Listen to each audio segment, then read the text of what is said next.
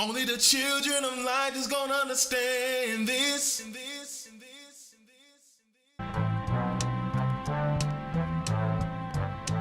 For there are three philosophical sects among the Jews, the followers of the first of which are the Pharisees, of the second, the Sadducees, and the third sect, and the third sect, and the third sect, which pretends to a severer discipline, are called the Essenes.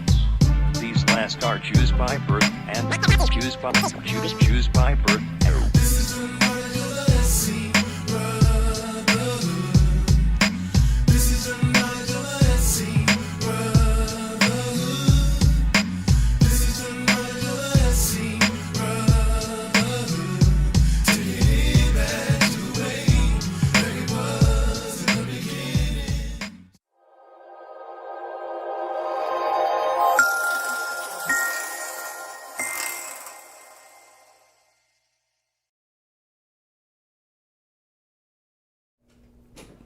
All right, first and foremost, we want to say all praises be unto the Most High Almighty, Ahaya Shahaya Christ, our Lord, our God, our Savior. This is the SC Community Church of Christ. My name is Archbishop Shamar. And I'm Bishop Michael Allah. And we're bringing you this week's Sabbath report / worship, all right, / song of the day / praise, exhortation, all right? And that is, what are musicians according to the Bible, all right? The history of magic.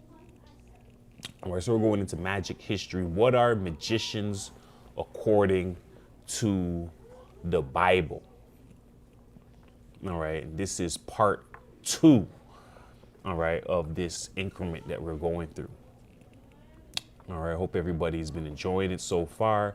Have a plethora of information to go through regarding this topic, all right? And you're gonna see the seriousness and graveness, all right, of magicians and the warnings sent out, and, you know, also some things that we can learn as well, all right? But definitely gonna help us in the times that we are in to strengthen our understanding, strengthen our mind concerning magicians, the Bible, right?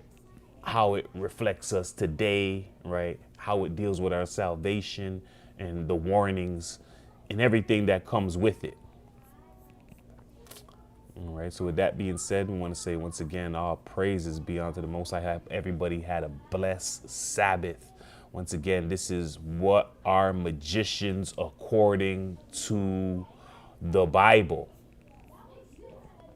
All right, what are magicians that comes with it to the Bible? Right, so with that being said, we want to say once again, all praises be unto the Most High. In today's world, magicians are just looked at once again. This is what are magicians according to the Bible, into the raw, in-depth history. All right, what are magicians that comes with it, leading up to this modern thought, the Bible? Right, so with that would make somebody once again, all praises get a magician. Today's world, magicians are just looked at as again. This is what are magicians according. We want to get it in the Most High's aspect of the Bible, the raw. What are magicians' history according? What are magicians that comes with it, leading up to this modern thought, the Bible? So with that would make somebody once again, all praises. Get a magician. Today's world, Isaiah 53. Again, this is what are magicians according. We want to get it in the Most High's aspect of the Bible, the raw. What are magicians' history according? What are magicians that comes with it, leading up? Who has believed our report, and to whom is the arm of the Lord revealed? Who's going to believe Isaiah 53? Again, this is what are magicians according. We want to get it in the Most High's information, the Bible, the raw. What are Isaiah had to ask this, because even in this time, what are magicians? Realize who has believed our just word, and to whom is the arm of the Lord revealed? People can't see what's going on. Isaiah 53, or don't know what's going on, don't know that they're being believe the new. We want to get it in the right information. The Bible, Isaiah's like, who's going to believe just actually even in this time? That's what it always realized. Who has believed our just word, and God who spoke arm to the Lord and said that people can't see what's going on, or don't know what's going on, don't know the prophets, then want to get insurance information. Providing Isaiah's like, who's going to believe just actually winning this time? That's what it always feels like. I can't hear it, you know. I can't hear nothing. Oh shit. I'm hearing both at the same level, so for whatever you're saying, nobody heard anything. Okay.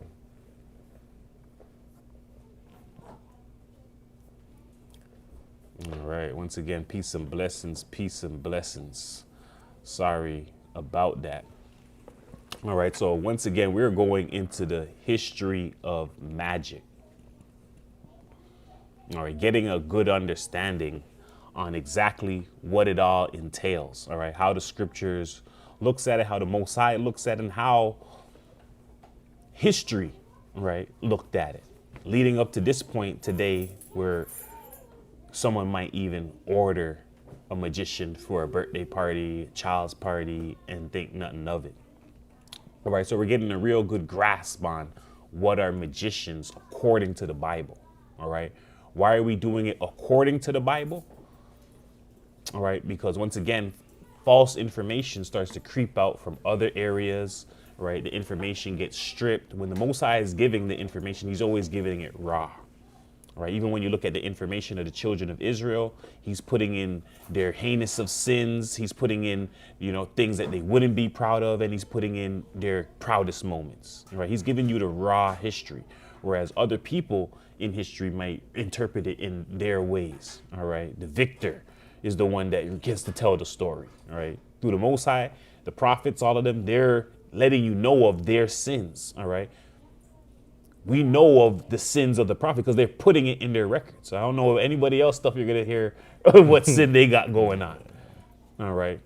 So the Most High is very open to give the history. And that's what people get confused. The Bible is not saying it's the first one to write the records, because we know there were records prior. We know that the Bible starts with Moses. The Bible has never said, right, that these records are the oldest records, the only records. Right? They're the word of God. All right. They're the purest records. They're the truest records. All right. Yes, there is records coming on, stemming down, you know, from before with Adam's other relatives. But when we're talking about the Bible we have today, we're starting with Moses. So there's no way it could say that it's it's the first one. It's the story that everyone should. No, it's saying it's the truest story. All right. This is where you can get your root from. All right. God has sent the prophets out to give you the history on what's going on. All right. So once again, we're going to go into the scriptures to ensure that they're interpreted, translated, and taught correctly. All right. We're just going to go back again. All right. And we're going to go to Isaiah 53:1 again. It's the book of the prophet Isaiah, chapter 53, verse 1. Who hath believed our report? And to whom is the arm of the Lord revealed? All right. So who has believed our report, and to whom is the arm of the Lord revealed? All right. Once again, knowing how the Most High operates, Isaiah is asking this question because of how the Most High reveals himself. All right. Just sending onto Isaiah the word of the Lord. Isaiah is like, who's going to believe the report? Who's going to believe just the words? All right. And that's how the Most High operates. All right. He sent the word out to an individual. So you're hearing, right, it through somebody. All right. So third party, you heard somebody say what the word is saying. How much people going to believe that? All right. You don't believe that. You don't believe the prophets. All right. The actual word comes and then speaks unto you. All right. They don't believe that word then. All right. The word then says there's no more signs, nothing. All right. This is the sign that's going to give it. After the word leaves, Now we're to believe on the works of the word. So everything always came back to faith on the word, right? Which goes back into why your word is so valuable. Your word is so bond, all right? Because everything hangs on the word. This whole world, contracts, obligations, everything is based on your word and your word being true. The word is very important. Even when you go to court, swear. They want you to swear. Why do they want you to swear? Because your word, right? What you're saying, right, people are to believe that. This world is set up to, if we can't believe your word, then we can't believe anything. And that's all based on the word of God. All right. The word of God being the thing that you have to believe in. And God now has made it that everybody has their own word. And yeah, basically you got to believe in everyone's word. If you don't believe in someone's word, then you don't know what they're going to do. All right. You don't believe what they're going to do. All right. So once again, we're at Sirach 1 and 6. It's the book of Sirach, chapter 1, verse 6. To whom hath the root of wisdom been revealed? Or who hath known her wise counsels? Unto whom hath the knowledge of wisdom been made manifest? And who hath understood her great experience? All right, so once again, to whom has the root of wisdom been revealed? Who has known her wise counsels? Unto whom has the knowledge of wisdom been made manifest? All right, so who understood her great experience? All right, who has the root of wisdom been revealed? Why is it saying that? Because of how wisdom operates. All right, knowledge and information is not just flowing in words and stuff, but it's actually coming from an entity, all right, and that is wisdom. All right, so who has wisdom been revealed? Who knows her wise counsel? And you're going to see as we go along, if you're in tune with wisdom, you're going to have a little more understanding than other individuals in certain topics. And we're going to go into this topic now of magicians and what they do. The person with wisdom, you're going to see they understand a little more than somebody without. And this is going to reveal the fullness of Sirach 1 and 6, that who knows wisdom, because who knows wisdom is going to have a greater understanding of certain topics. All right. So once again, we're going to go through. This is part 2 of what are magicians according to the Bible. All right. We're going to start at 2 Corinthians 10 and 4. It's the book of 2 Corinthians chapter 10, verse 4.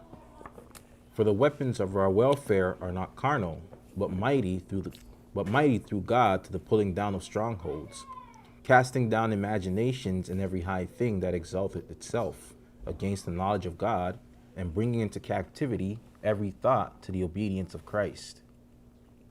All right. So once again, for the weapons of our warfare are not carnal. All right. So this is the big warning. The weapons are not carnal.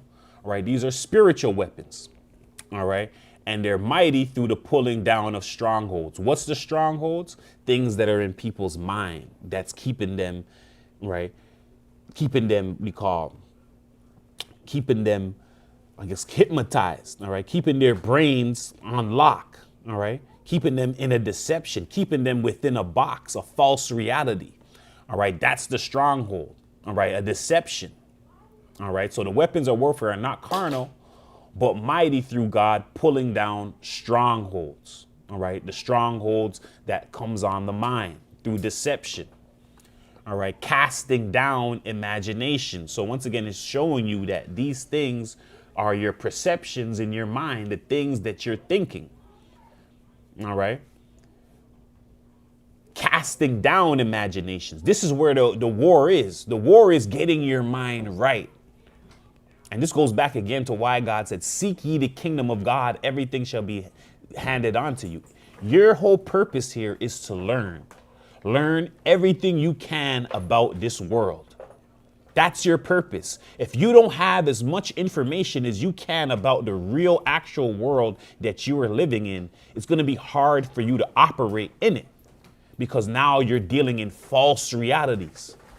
And yes, false realities can be made manifest into the physical. So you could be living it physically and thinking it's real, and it's a false total reality, which is why it's our duty each and every single day. You're going to work, you're doing this. No, your duty is to figure out why an A is an A. Why is this a this? Every day you wake up, your duty is to everything God put before you, you're to learn. There's infinite amount in front of you to learn, but at least learn the basics. All right. Because how can you operate in the world if you don't understand? And that's what most people are doing. All right. Or most people are thinking that the school has embedded them in what they need to operate in the real world. No, the school is perfecting you for the false reality. All right. That's what the school is doing. The school is perfecting you for the false reality. Wisdom and understanding that's in you, it wants to teach you. It will show you the true reality. All right. This reality we're seeing is is mixed with false and true, because Satan and the angels, they got here. So there's corruption. There's truth, but there's corruption. All right. So our duty is constantly to wake up each day and to regain that knowledge in our mind, regain that understanding in our brain. All right. So once again, imaginations out of the Strong's is computation, calculations, reasoning. All right. Computations, calculations, how you got to that. False calculations, casting down false computations.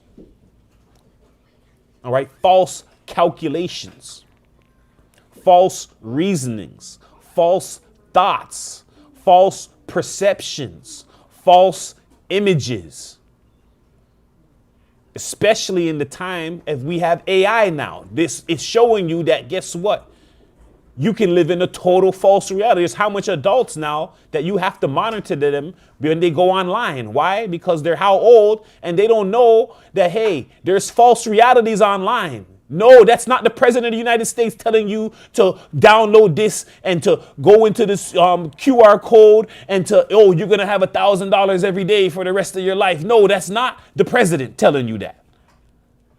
All right. No, that's not a real incident with that celebrity that's saying this and that. All right. So there's a lot of these things happening now, especially in the time that we're living in, where false perceptions, false images is easily to go outside now through social media, through AI technology. All right. So this is very important why I'm honing down on this. This is the war. The war is not carnal. All right. It's spiritual. It's mighty through God, pulling down strongholds in the mind, casting down imaginations, perceptions, false images, false calculations, false computations, false reasonings, false thoughts, false realities. I hate a liar more than a thief. All right. A thief is after my salary. A liar is after my reality. Your reality, you're to protect that to the fullest. And once again, that quote was from 50 Cent. All right. You can get quotes. These people say stuff sometimes that, hey, when I took that, I'm like, I heard that quote. I'm like, that's in the Bible. That's in everything. Right. That's the truest thing. If you're going to put two people in front of you, the liar, the thief, that's why the thief came in. I was like, yeah, you're going to have your time with me. You believed. All right. You can come through. The liar, though, that one's hard. Right? The liar is bringing the false reality. The false reality is worse. You living in a false reality is worse than getting your money taken. At least you now are. My money taken. You're in the real world. You can go get it back. Your false reality is taken. There's nothing you can do to get that back sometimes. All right. So once again, the weapons of our warfare are not carnal, but mighty through God, pulling down strongholds in your mind. Ever seen somebody lose their mind? Go try to give it back to them. It's very hard. And now they're in this perception when they have this mental issue now and their mind has really been corrupted and the computer's really been scrambled, right? And they're seeing false things in their mind. I see this, and they're talking and they're doing this. You can't easily go and pull down that stronghold. This is why it's telling you that this thing is strong in the mind. And you're wondering, how could this person see this? How is this like this? The mind is very strong. All right. So once again,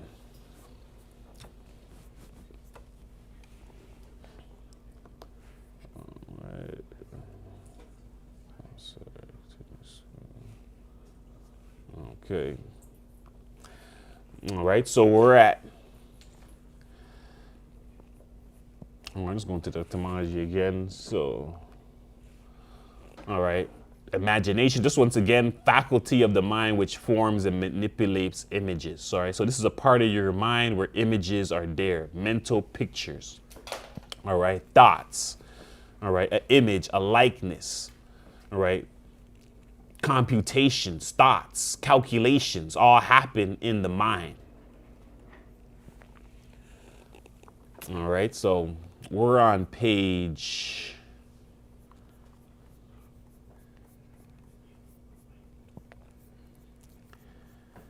We're on page 15. All right. We're on page 15. And once again, we've been understanding, first of all, that word magician, all right, comes from ancient Persia. All right. Which comes from the word magi, just going back, rehashing some of the stuff we already went through. All right. And that under magicians, all right, or what magic is sorcery, right? It's enchantments with words, right? It's applying different medications, all right? Magic is not just trickery, all right? And then, yes, there's trickery and deception.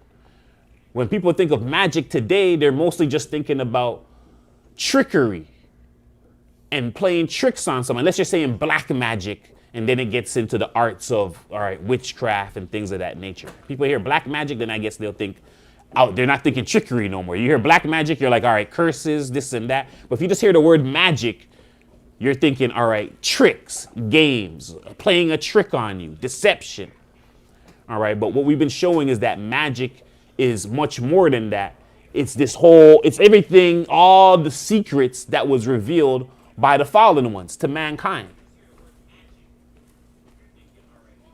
All right.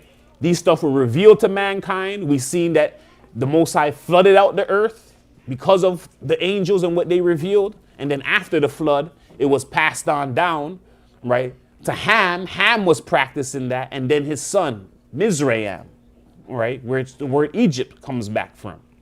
And then from there, it spread into the whole Persia, Babylon, and Egypt. All right. And then when it got to Persia, those priests were known as magi. And because they dealt with that so much and those arts, now everywhere just calls it magic, going back to those original ones. So that's how we get to the word magic. So just rehashing that again. All right. But magic is a much broader category than what it's looked at today. All right. Just in general. All right. But if you put magic and the word black magic, if you put both of what you get from that, then you get the full concept of magic.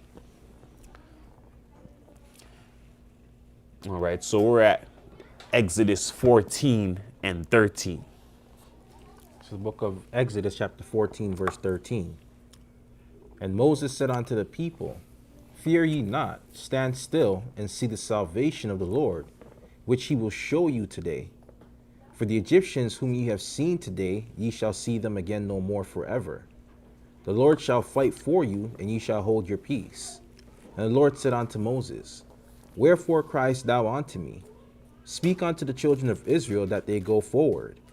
But lift thou up thy rod and stretch out thine hand over the sea and divide it. And the children of Israel shall go on dry ground through the midst of the sea. All right. So once again, Moses is bringing the people out of Egypt in this bondage. All right. We're going to look at this story a little deeper. All right. As we go on. But here, the Most High is showing the importance of the rod, that he's saying, hey, the Lord said, don't just cry unto me and just say words unto me. But he was showing Moses to use that rod. And we've been going through that rod, right, to show, oh, this is, you know, where they get the magic wand from and the power. So Most High was just showing us that this rod is symbolism of power and showing Moses that, all right, you have to show forth this physical, tangible thing when you're dealing with me. All right. That's what the Most High is showing forth right now. All right. And we're going to get a proper understanding on why he's telling Moses to do all of this. All right. But he lifted up the rod, stretched out the hand over the sea and divided it. So even with that whole thing, that's a magic wand. He's using a wand. All right. A rod. And then he's splitting the sea. All right. And this is what we see the magicians are doing today when they have the hat. Right. They may have the hat with the rabbit in there and they go when they get out and they're showing you, hey, their power is in the rod. They're like, ah, and whatever their trick they're doing. So they understand the same concept. That's what was happening here. All right, we're at Exodus 14:21. It's the book of Exodus, chapter 14, verse 21. And Moses stretched out his hand over the sea, and the Lord caused the sea to go back by a strong east wind all that night. and made the sea dry land, and the waters were divided. And the children of Israel went into the midst of the sea upon the dry ground, and the waters were a wall unto them on their right hand and on their left. All right. So once again, oh shoot, there.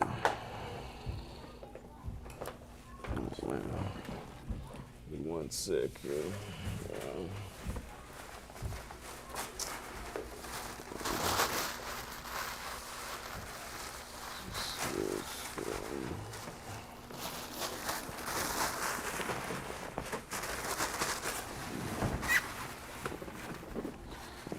One second.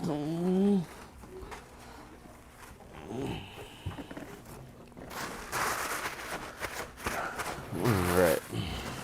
A little spill. It's all right. It's a black light. Hey, I don't know what that was. It was an accident. All right. So, you finished that? Yeah. All right. So yes. So Moses stretched his hand over the sea, and yes, he caused the the Most High caused the sea to go back by the east wind. All right. If you're unaware of the winds, go back to the lesson. Right, the mystery of the winds. All right, we have that on there, and see how the winds operate. But the Most High uses the winds. He uses nature as his weapons. And here he's using the wind, the east wind, and the east wind is coming, and the east wind is dividing the water, dividing the sea. All right, and parting it. And Moses is doing this so that the people can see that the Most High, all right, is with them. All right, and to bring them through the Red Sea into their new land and away from Egypt. All right, so we're gonna go to some understanding real quick. All right, first we're gonna go to the beginning of Moses. All right, we're gonna take a look at a magician. So there's an important magician that just want to catch up in the story. All right, and this magician is called Balaam, and we're gonna see him appear. And Balaam is actually the one Moses is going toe to toe with at that moment, when he was in front of Pharaoh. All right, so we're going to go look at the earlier beginning of Balaam and Moses's, their history together. All right, and what was spoken about them, and get a little understanding on Balaam and who he is. All right, and just get that understanding real quick. So we're at the book of Jasher. All right, once again, it's mentioned in the Bible. All right, twice. To read it in the book of Jasher. So we're going to read it in the book of Jasher, all right, which gives us a little more detail. We're at Jasher 70:1. It's the book of Jasher, chapter 70, verse 1. And in the 3rd year from the birth of Moses, Pharaoh was sitting at a banquet, when Alpharanith, the queen, was sitting at his right, and Bathia at his left.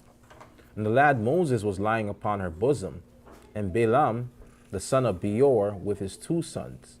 And all the princes of the kingdom were sitting at the table in the king's presence. All right, so here in the 3rd year from the birth of Moses, so Moses is 3 years old. Pharaoh is sitting at a banquet, all right. Al-Paranith, the queen, sitting at his right hand, all right. Bathia at his left.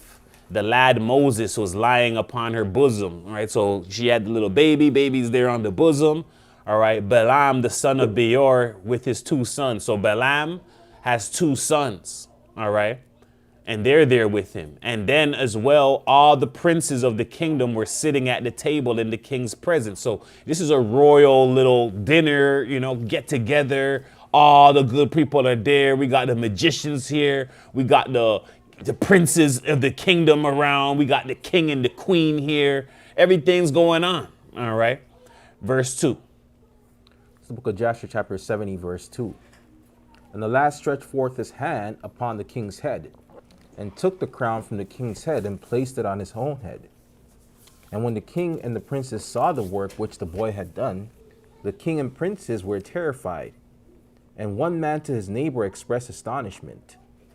And the king said unto the princes, who were before him at the table, what speak you, and what say you, O ye princes, in this matter?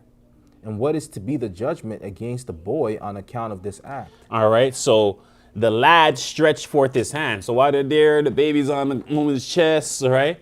Moses, being 3 years old, stretched forth his hand upon the king's head and takes the crown and places on his. So imagine a kid seeing you and the kid's like, oh, he's 3 years old, takes it, puts it on his, boom, puts it on his own. All right, the king and the princess saw the work which the boy had done, and they were terrified. So they're like, what's going on? Why this kid doing that? Right? And they expressed astonishment at seeing the kid reach for the king's crown and put it on his own head. All right, so continue for us. The book of Joshua, chapter 70, verse 5. And Balaam, the son of Beor, the magician, answered before the king and princes.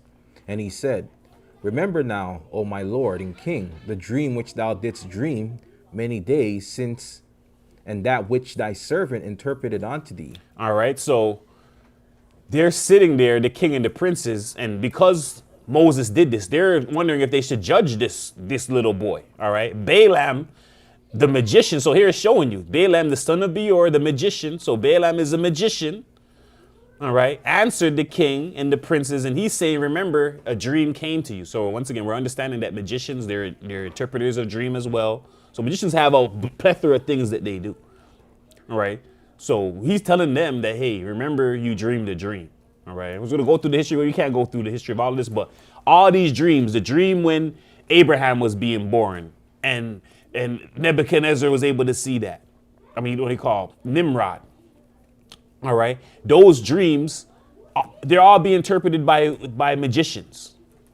All right, magicians who you come to get the interpretation of the dream. All right, this magician here is now telling Pharaoh that, hey, you had a dream prior. That dream warned you about Moses. Remember this dream. This dream is talking about this boy. All right, so that's what the magician is saying. He answered the king and the prince. He said, hey, remember now, my lord and king, the dream which thou didst dream many days since. He's saying, yo, I think this is related to your dream that I had interpreted for you. All right, give us verse 6. It's the book of Joshua, chapter 70, verse 6. Now, therefore, this is a child from the Hebrew children, in whom is the Spirit of God. And let not my lord the king imagine that this youngster did this thing without knowledge, for he is a Hebrew boy, and wisdom and understanding are with him, although he is yet a child, and with bosom has he done it, and with wisdom has he done this, and chosen unto himself the kingdom of Egypt. All right, so he's letting him know. He's like, yo, don't be deceived. The magician's saying, yo, don't be deceived, all right?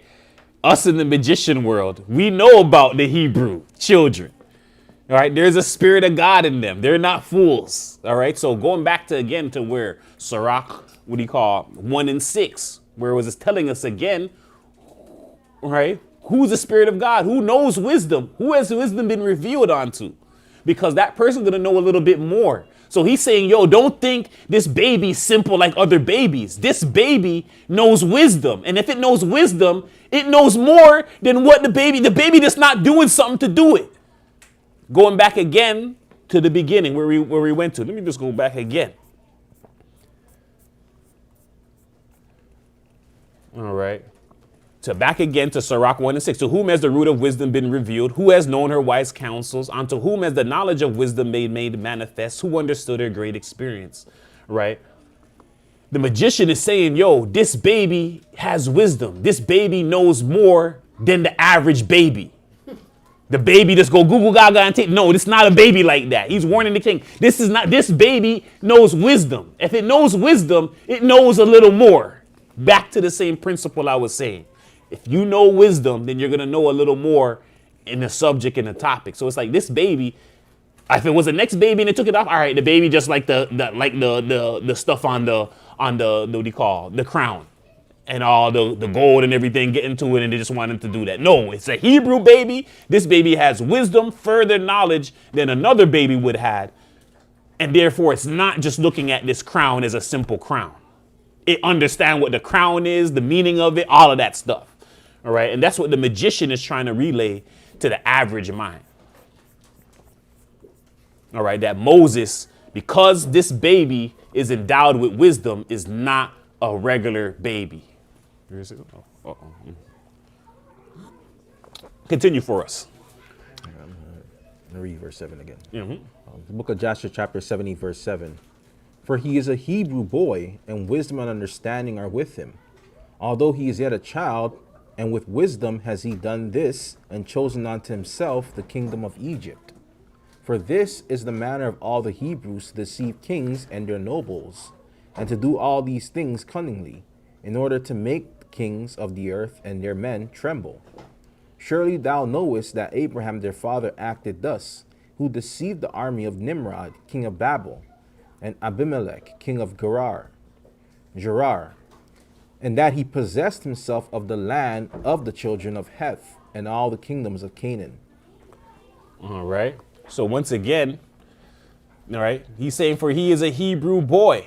All right. Wisdom and understanding are with him, although he is yet a child. So he's like, yo, he's a Hebrew boy. This boy, wisdom and understanding, the ones that the Most High is dealing with out of the Hebrews, wisdom, understanding with them, they're not just a little boy. They have a little more wisdom inside them. You got to watch them. They understand what they're doing. And he's saying, and with wisdom, he has done this and chosen unto himself the kingdom of Egypt. So he's saying at 3 years old, this baby has the knowledge of kingship, all of that stuff, took the crown off of your head. And he's doing this because it knows in the future, he going to take your spot. This is what he's telling them about the 3-year-old baby. And he's saying, yo, I'm a magician, so I understand what's going on. All right. He's like, yeah, it's hard to trick me. This Hebrew, they playing a trick. Don't let the Hebrew kid trick you. That's what the magician's saying. And then verse 8 says, for this is the manner of all the Hebrews, to deceive kings and their nobles. So we're understanding that the Hebrews, we're the deceivers of the people of the world. When we come, they don't understand what's good. They're thinking, oh, this person's just a simple guy, just a simple person that I can control and this. No, right? This is the manner of all Hebrews, to deceive kings and their nobles. They come through in deception. That's what, if you're a Hebrew, if you're a Christian by heart, that's supposed to be you. When you pop up, they're not supposed to know you're a Christian. If you want them to know, they know. If you don't want them to know, then you playing this great trick on them that, yo, I'm just simple. I don't know what's going on. And then boom, here we go. And this goes back into, again, why it says, be ye wise as serpents, harmless as doves. All right, you're going to have to use craftiness and wiseness. All right, so it's letting you know this is the manner of all Hebrews, to deceive kings, their nobles, to do all these things cunningly. If you're a Christian, by heart, you should practice cunningliness on your enemy. All right, it's telling us not to do that to our brother and sister, but to the enemy, cunningness. You need to practice craftiness. This is how all the Hebrews were. This is what they were known for. They're telling you, yo, we know this is all the Hebrews. This is the manner of some of the Hebrews. This is the manner of all the Hebrews, to deceive kings, their nobles, to do these things cunningly. We're to operate cunningly. This is why, once again, in the New Testament tells you, be wise serpents, harmless as dove. We know that the serpent was cunning. All right, you are to be cunning. All right, it says, surely thou knowest that Abraham, their father, acted thus, who deceived the army of Nimrod, king of. So the same thing I said, Abraham was the first one of them to be born. And they're like, oh, Abraham's just a simple baby. And then he deceived Nimrod, overthrew Nimrod and all of that. That's what it's showing you here. All right, surely thou knowest that Abraham, their father, acted the same way. Deceived the army of Nimrod, king of Babylon, and Abimelech, king of Gerar, and that he possessed himself to the land of the children of Heth and all the kingdoms of Canaan. So they're saying this is how they operate. They come in deceitfully, they act like they don't know nothing, don't know this and that, and then they take everything from you. All right, so Balaam the magician was with Pharaoh to see Moses take the crown off the king's head. All right, Balaam's experience and knowledge leads him to believe it was done purposely as a sign of his reign to come.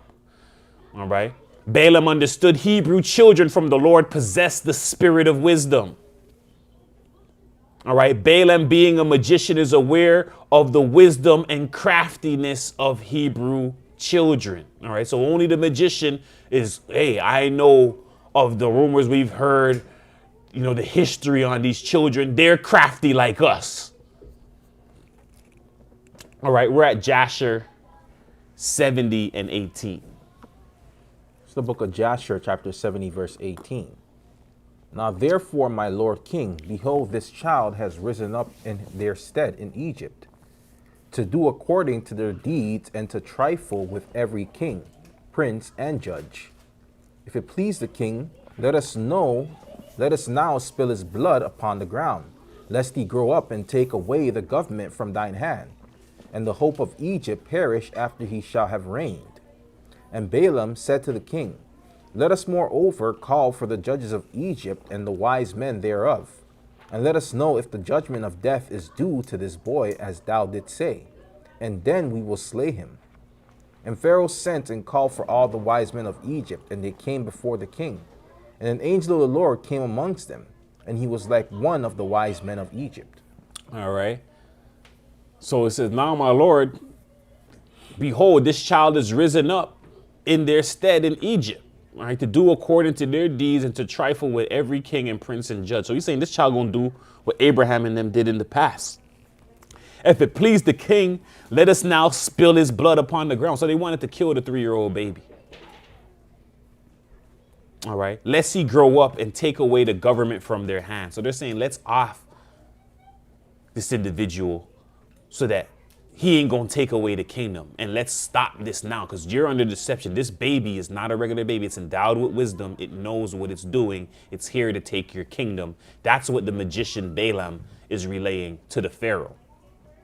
And then Balaam saying to the king, let us moreover call all the judges of Egypt and all the wise men, and let us know if the judgment of death is due to this boy, as thou didst say, and then we will slay him. All right. So Balaam is saying, yo, let's call all the wise people in this, and let's see if they all going to agree that we should slay this baby before this stuff gets out of hand. All right. So they're very terrified of Moses and the possibility of him being a child of wisdom. And what are we understanding? We're understanding that Hebrew children who God is sending, he's sending, and the enemy doesn't know if they are what they are. Same thing with Christ, what we've seen. He's like, are you simple or are you not simple? It's going to be hard for the enemy to know based on how the Most High is designing the individual he's sending. He's sending an individual who's going to look regular and like they don't know nothing, and they have the wisdom inside of them. All right. And the ability to take over a kingdom.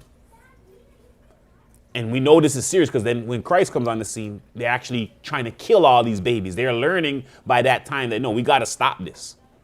All right. So the same thing, Moses experiencing that same thing. They're like, oh, this baby's endowed with wisdom. We got to stop this. All right. We're at Jasher 70 and 22. It's the book of Jasher, chapter 70, verse 22. And the king said to the wise men, surely you have heard what this Hebrew boy who was in the house has done, and thus has Balaam judged in the matter. Now judge you also, and see what is due to the boy for the act he has committed. And the angel, who seemed like one of the wise men of Pharaoh, answered and said as follows, before all the wise men of Egypt and before the king and the princes, if it please the king, let the king send for men who shall bring before him an onyx stone and a coal of fire, and place them before the child. And if the child shall stretch forth his hand and take the onyx stone, then shall we know that with wisdom has the youth done all that he has done, and we must slay him. All right. So here they're saying, they're like, all right, yo, we're going to judge this to see if this boy knows what he's doing or he's just operating ignorantly. All right. To know what is due for the act that the boy committed for taking the king's all right, for taking the king's crown off of his head and placing it on his. All right. Now, Balaam is saying, right? Okay, no, then there's an angel there now that's saying, all right, the angel is saying to do this. And the angel who seemed like one of the wise men of Pharaoh. So once again, going back again, you don't know when you're entertaining strangers. Angels could turn into a regular Joe Blow who's at work. So they're like, yo, the angel's there right now on the scene. The angel who seemed like one of the wise men of Pharaoh answered and said as follows, before all the wise men of Egypt and before the king and the princes, if it please the king, let the king send for men who shall bring before him an onyx stone and a coal of fire. So they're like, yo, we're going to bring an onyx stone and a coal of fire. We're going to place them before the child.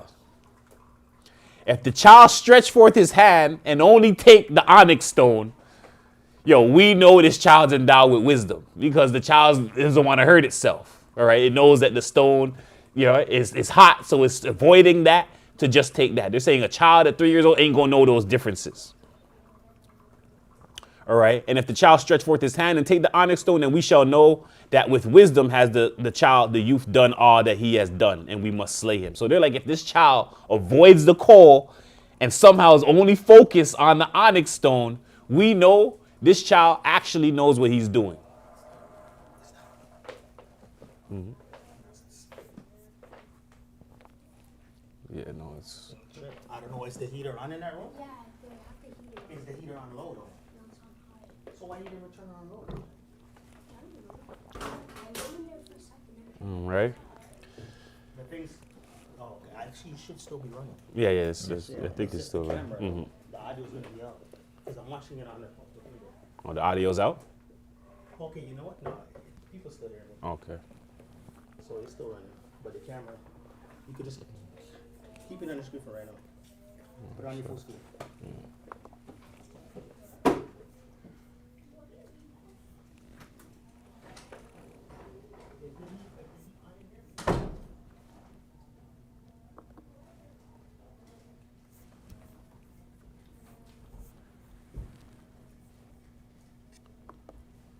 All right, give us one moment. We're just fixing something. We just had a little power shortage. Yeah, no, just keep going. You're still running live. I don't see us on the screen though. The screen is black. Or maybe the camera. If you switch it to I'm talking about, put it onto the PDF. Just keep it on PDF right now. Okay, con. All right. So once again, going again. All right. That if this child stretch forth his hand upon the coal, then we shall know that it was not with knowledge that he did this thing, and he shall live. So they're saying if this child avoids everything and only touches the onyx stone but avoids the coal, clearly this child understands between these certain things that a child shouldn't understand. A baby shouldn't understand. That's what they're saying. All right. Where are we at now? Oh, yeah. Give it to us from verse 28. Okay. All right, so book of Joshua, chapter 70, verse 28. And the king ordered the onyx stone and coal to be brought and placed before Moses. And they placed the boy before them. And the lad endeavored to stretch forth his hand to the onyx stone. But the angel of the Lord took his hand and placed it upon the coal. And the coal became extinguished in his hand. And he lifted it up and put it into his mouth. And it burned part of his lips and part of his tongue. And he became heavy in the mouth and tongue. All right. So here we're seeing the king ordered the onyx stone and the coal to be brought and placed before Moses. And they placed the boy before them, and the lad endeavored to stretch forth his hand to the onyx stone. So Moses, naturally, he was going to touch the onyx stone. All right. Wisdom is in it. All right. But the angel of the Lord took his hand and placed it upon the coal. So a hidden angel, right, takes Moses' hand by force now, can't see, and now places it on the coal. The coal became extinguished in his hand, so it's burning up his hand now. All right, the baby lifted it up and put it into his mouth now. All right, and burnt part of his lips and part of his tongue and became heavy in mouth and tongue. So this is how we know Moses don't know how to, he has his lips now. When he comes back, but I'm slow of speech. Yeah. When he's protesting about being... Correct. So he wasn't always slow of speech. This happened because they were going to kill him if he didn't do this trick and deceive them into, and this is what the Most High is doing. So we're seeing the same thing. This is on the right-hand side. So we have an individual in the front, which is the baby. We have an angel hidden, helping the trick, right? Placing the baby's hand on there. All right, so placing the baby's hand on there.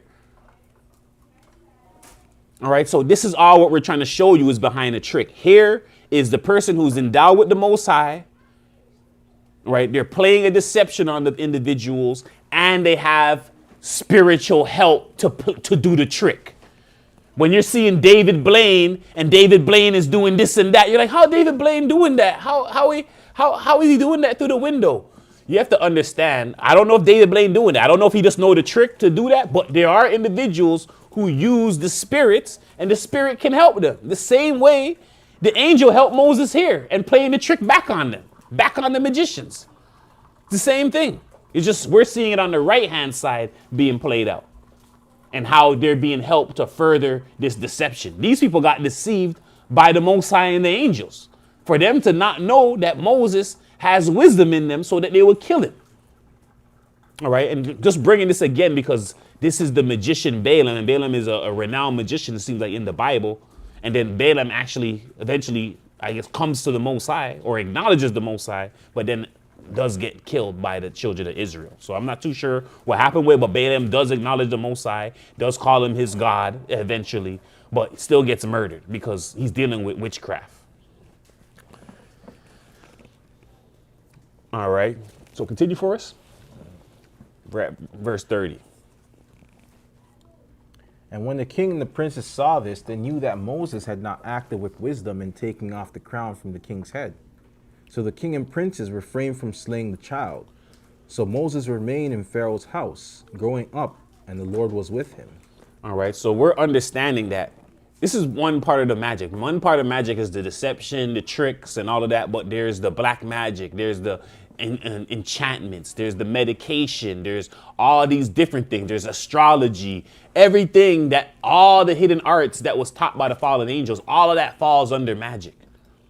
All right, but when you hear magic, typically just the word magic, if you hear black magic, then you're thinking of the dark arts. But if you hear just the word magic, then you're thinking of tricks. And we're just here to show you that magic is more than tricks, but this is a trick being played here. All right. So we're going to continue, all right? I'm just going to go again and see a little earlier history on what Balaam is. Balaam the magician and what he does. So we're at Joshua 61 and 6. We're just getting an understanding on what Balaam is and why he's being, because he's not Egyptian, but they're seeking him out for his knowledge based on him being a magician. All right, so we're at Joshua 61 and 6. It's the book of Joshua, chapter 61, verse 6. And Zepho was in those days daily enticing Angeas to fight with the sons of Jacob in those days. And after some time, Angeas hearkened to the words of Zepho, and consented to him to fight with the sons of Jacob in Egypt. And Angeas got all his people in order, a people numerous as the sand which is upon the seashore. And he formed his resolution to go to Egypt to battle. And amongst the servants of Angeas was a youth, 15 years old. Balaam, the son of Beor, was his name. And the youth was very wise and understood the art of witchcraft. All right, so this is when Balaam is young. All right, just going back again, that this youth was always known, right, to be very wise and to understand the art of witchcraft. So he's a magician. Magicians know witchcraft. But if you look right now, they'd be like, oh, magic and witchcraft, they're two separate, categories. No, they're all falling under the same thing. A magician will know witchcraft. But today when they're like, oh, a magician and witchcraft, they're separate. No, they're the same thing. All right, but continue for us. Verse 9. And Angeas said unto Balaam, conjure for us, I pray thee, with the witchcraft, that we may know who will prevail in this battle, to which we are now proceeding. All right, so even at this young age, these nations, they're like, oh, magicians here. They're coming to a young, so there's not that much magicians if they're going to a 15-year-old boy to get the knowledge from him. They're like, yo, we're going to battle the Hebrews. Conjure for us with witchcraft and let us know who going to win the battle. So once again, when someone's going to, oh, yo, let me know what's happening with my family and this, that's witchcraft. Because they want to know, yo, tell me the future. What do you think's going to happen? Witchcraft. Magician. All right, so they're going to know the future. They want to know certain things. They're going to the magician. And the magician is skilled in witchcraft. All right, continue for us. The book of Joshua, chapter 61, verse 10. And Balaam ordered that they should bring him wax. And he made thereof the likeness of chariots and horsemen representing the army of Angeas and the army of Egypt. And he put them in the cunningly prepared waters that he had for that purpose. And he took in his hand the boughs of myrtle trees. And he exercised his cunning, and he joined them over the water. And there appeared unto him in the water the resembling images of the hosts of Angeas, falling before the resembling images of the Egyptians and the sons of Jacob. And Balaam told this thing to Angeas. And Angeas despaired and did not arm himself to go down to Egypt to battle, and he remained in his city. And when Zepho, the son of Eliphaz, saw that Angeas despaired of going forth to battle with the Egyptians, Zepho fled from Angeas from Africa, and he went and came unto Chittim. All right, so Angeas is the king of Africa, basically, the king of that land over there. And they're coming against the children of Israel and Egypt. So Africa separated, Egypt is his own kingdom. And JS is reigning over all of Africa, and then we have the separate kingdom of Egypt. He's coming against that. All right. He wants to know before he comes against Egypt, because obviously he wants to take over all of Africa now. Hey, should I take it over? Because they're with the children of Israel over there. All right. He's going to Balaam for Balaam to conjure up with magic and witchcraft. Hey, let us know what's going on in the future. Are we going to win this battle? All right. And Balaam ordered them to bring him wax. So he's now using arts of witchcraft. So Balaam ordered them to bring him wax. He makes the likeness of chariots and horsemen representing the armies of Angeas of the army and the army of Egypt. So Angeas' army of the African army and the Egyptian army. He makes likeness out of waxes for them. He puts them cunningly in prepared waters. So this is a whole, right, witchcraft procedure he's going through. All right. And the waters, the cunningly prepared waters. So that means these waters, they're not even telling you the fullness. These waters are trickery waters. All right. Whatever's in these waters, this is not regular water. This is cunningly prepared waters that he had for this same very purpose. All right. Then he took his hand in the bowls of the myrtles. He exercised his cunning and he joined them over the water. And there appeared unto him in the water resembling images of the hosts of Angeas falling. So he's able to conjure this thing up and he's seeing this depiction. He's seeing, yo, the king of Africa, your army falling. All right, before the resembling images of the Egyptians and the sons of Jacob. Balaam tells us to Angeas, he's despaired, right? And he will not go down to, he did not arm himself to go down to Egypt. He remained in his city. So he, hearing this, he believes the magician and he's like, yo, I'm not going to deal with them.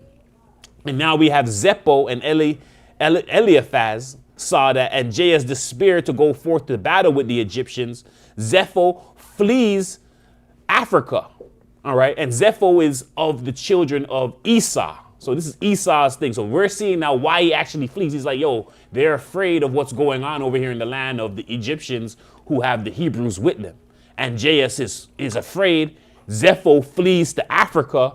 And then Zepho goes to Chittim. Chittim is modern China today. And that's how a family of Esau gets into China and they actually mix in here. All right. But that whole thing is happening. Why is it happening? It's happening because of what Balaam the magician was saying. All right. And then we're seeing the king of Africa not want to attack Egypt to take over that last little kingdom so he could reign through all of Africa. Right. Zepho, being a man of war, seeing this and saying, there's no point of me staying here if they're afraid of the Hebrews. He departs to a new land, and that's in Asia now. All right. Goes to that land with Chittim and becomes renowned over there, which is now modern China. So just a little history there real quick.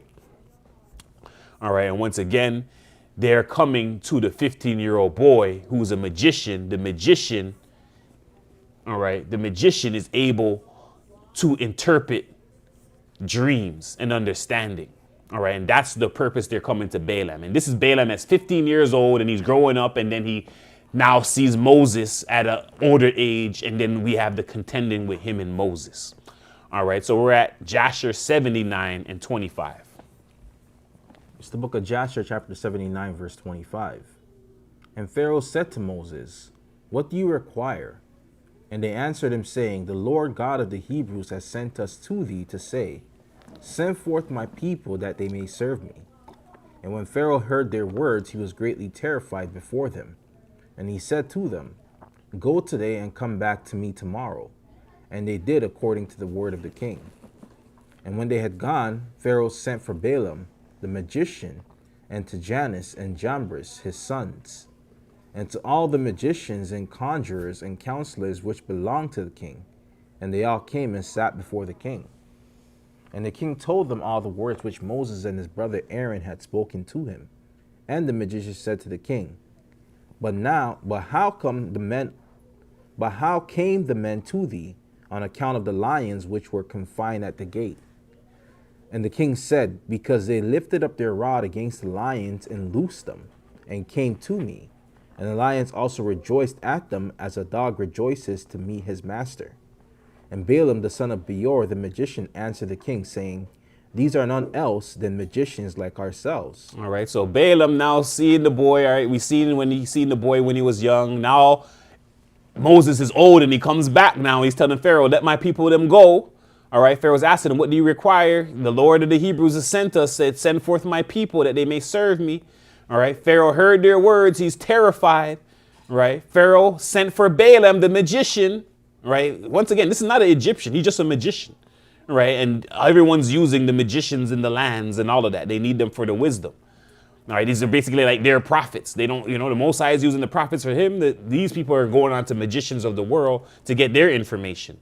And how do we know that? Because when Saul is cut off and Samuel is gone now, and that's the Most High, basically his prophet who he sends messages through, Saul has no message now. He goes to the next side to get that whole thing done on him with the lady. And the lady's like, oh, now you want to come to me? There's a thing out there, you're going to kill me. He's like, nah, I just want to know this. He wanted to know that, because he wanted to know what the Most High was going to do with him, and he was concerned. All right, so there's these two sides. The evil side deals with magicians and their interpreters and their prophets. That's who they deal with. The Most High sends his prophets who deal with him. All right, so Pharaoh sent for Balaam the magician and Jannes and Jambres his sons. So those are his sons, all right?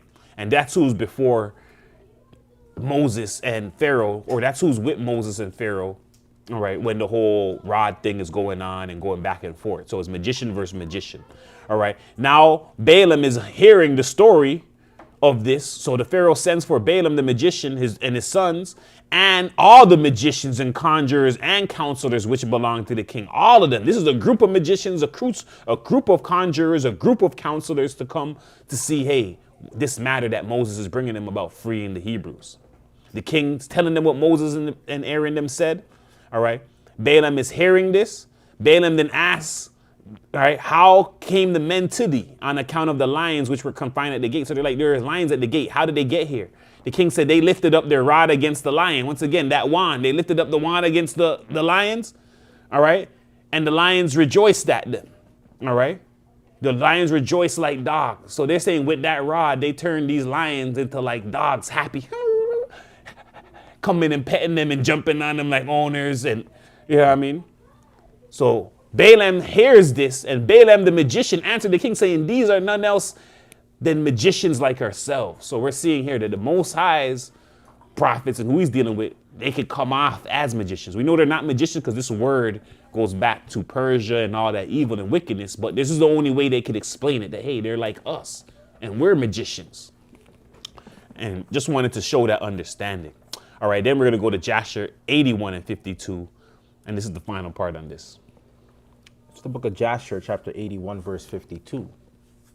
And when the children of Israel were in Rephidim, Amalek, the son of Eliphaz, the son of Esau, the brother of Zepho, came to fight with Israel. All right, so here we see again Zepho, who, right, was a witness to the and Jairus being told by the magician that the children of Israel would defeat his army. All right, this is the same Zepho here. And this Zepho then moved to Chittim, which is modern China today.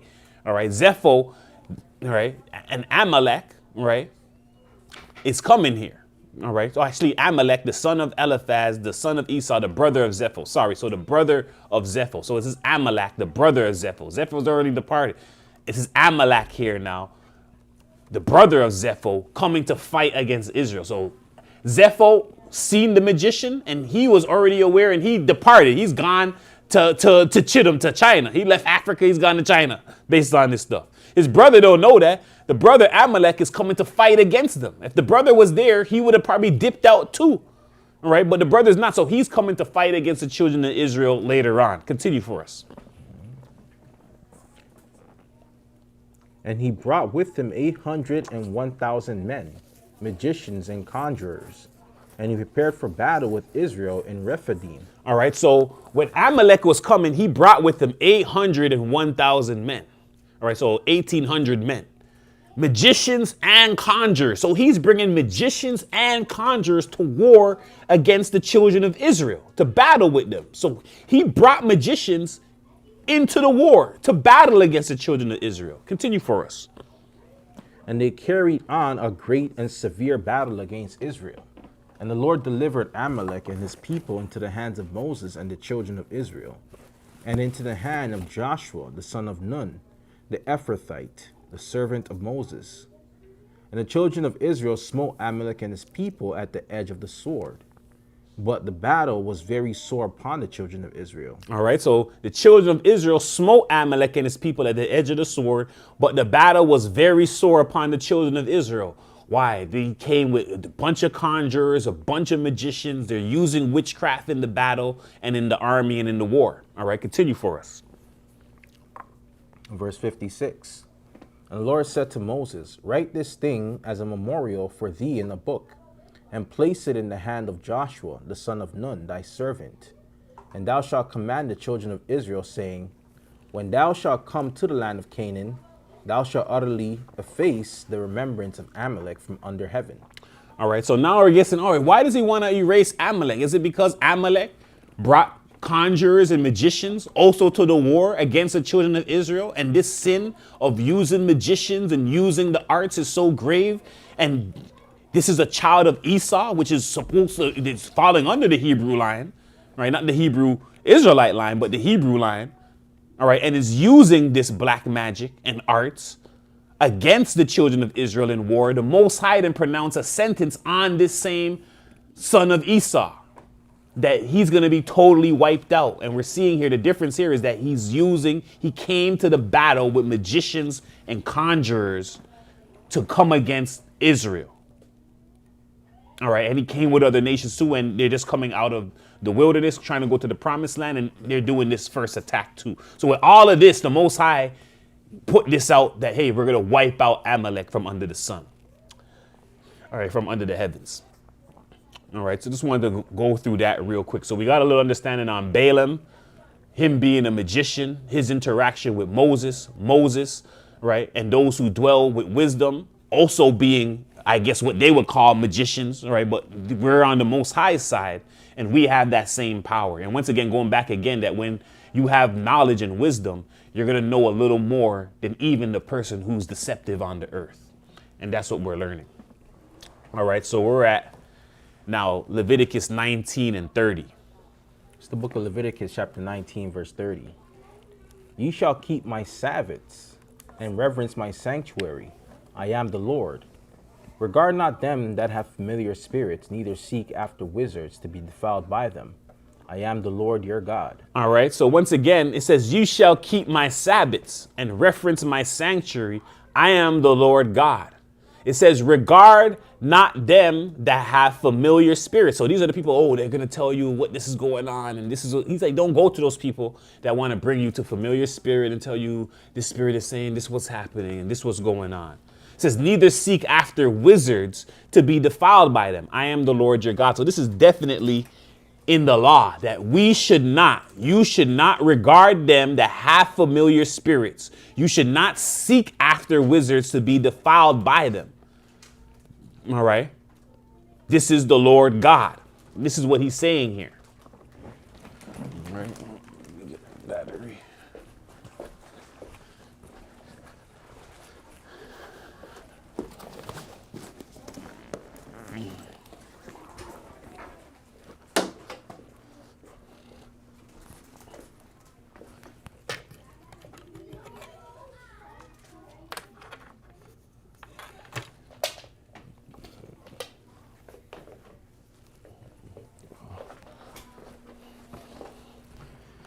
All right, so regard not them that have familiar spirits, neither seek after wizards to be defiled by them. I am the Lord your God. All right, so just going again, just to show you an example of this, and this is funny too. All right, so let me go here. Now you tell me, is this a coincidence or is it not a coincidence? All right, so we're gonna go here. All right, we just want to look at this team here. Why would they be called that? The Washington Wizards. All right. Why does Washington have the Wizards? All right. We just seen wizards and the kings and the armies and all of that together. So it makes sense. They're like, yo, the wizards, they hang around with the government. All right. They went from the Washington Capitals and the Capitals, and they're like, wait, what about the Wizards though? The Capitals is the hockey team. Yeah. Oh, they were called the Bullets. Yes, Bullets. So they're Bullets before. But there were too many shots being fired. Yeah. So they never use Wizards, but now we're seeing. All right. Why this NBA team choose Wizards in Washington? Why are the Wizards in Washington? You let me know. Do you have an idea? I don't know. All right. Why do they call it Washington? The team in Washington, all right, which is the capital of the U.S., all right, the Wizards. Do they know that Wizards are in Washington? Because of Washington's layout, if you look on the map, on the top view are all sigils, magic sigils, pentagrams, hexagrams, Pyramids. chevrons, Masonic symbols. If you look at the top, so the way they laid out the streets, you're basically walking in a huge sigil. Satellite view from the top. Satellite view. So if you look on it, you can look it up on Google. Look up top view of Washington D.C. Top view of the streets. So everything is made that way to keep you in some sort of a construct where there's a magical vibration going on that's unseen, set up by the sigils on the ground and on the buildings. All right. So this scene here. So they said that they were chained. So it looks like, let me see. All right. So the franchise was established in 1961. The Chicago Packers in Chicago, they were renamed the Chicago Zephyrs in the following season. And then in 1963, they moved to Baltimore. They became Baltimore Bullets, taking the name from a previous team of the same name. In 1973, the team moved to Washington Metropolitan. So they were named Bullets and all that before they got to Washington. When they get to Washington Metropolitan area, it changes name first to the Capital Bullets, and then the following season. So right away, they've been wanting this name. Soon as it was going to Washington, they already knew. They're like, you know what? Can't just do it right away. All right, first year, they're like, all right, Capital Bullets. All right. Next very season, following season, all right, to the Washington Bullets, all right, and then they rebrand to themselves to the Wizards. All right. So no, the rebrand, it took a little while for the rebrand. They weren't going to do it right away. All right, so they rebrand themselves as the Wizards. So actually, let me go here. Here it says, let's go back again. All right, it says a contest was held to choose a name. The choices were narrowed to Dragons, Express Stallions, Sea Dogs, and the Wizards. All right, on May 15, 1997, the Bullets officially became the Wizards. All right, the new name generated some controversy because Wizard is a rank in the KKK. And Washington has a large African American population. All right, so they weren't even concerned about, why are you naming it Wizards or whatever. All right, so we're just going through a little history of, hey, why is Washington? It's not a coincidence that in Washington there's Wizards. And we're going through the lesson, we're seeing that, hey, the Kings and all of that, they're lined up with Wizards. All right, there's nothing new. All right, they could try to tell us something different, but hey. So we're going to go to wizard definition. So the definition of wizard, this is Hebrew 30:49. This is Yide Oni, properly a knowing one, specifically a conjurer, by implication a ghost, wizard. Someone said that DC is known as a Jesuit hub. All right, also, I listed that as well. Ecclesiasticus 20:25. A thief is better than a man that is accustomed to lie. Both shall have destruction to heritage. So, yes, so it is even mentioned in the Bible, right? 50 Cent quotes it in his song. I'm pretty sure he didn't even know it was in there in the Bible. I'm pretty sure that's just how he feels, learning the hood and learning the streets and understanding that, right? But the same principle, all right? So, yes, so Wizards, is it because there's Jesuits or who's in Washington or what's going on in Washington? But it could have been anywhere. It could have been, California Wizards, or just why Washington where the leads are, or where the leaders are at, is their Wizards, all right, as the national team there, all right? So a wizard is a person properly knowing, a conjurer, all right, to conjure up. All right, and a conjurer is someone calling on something.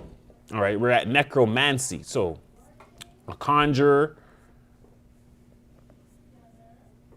All right, we're going to go show you what necromancy is. Necromancy.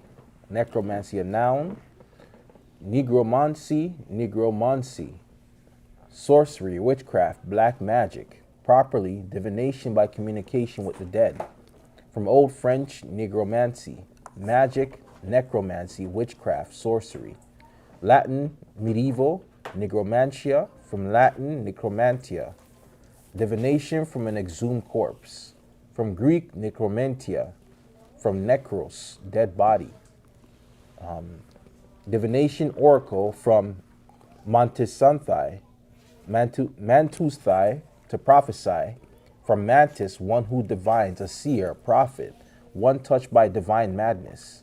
From mainstai, be inspired, which is related to menos, passion, spirit.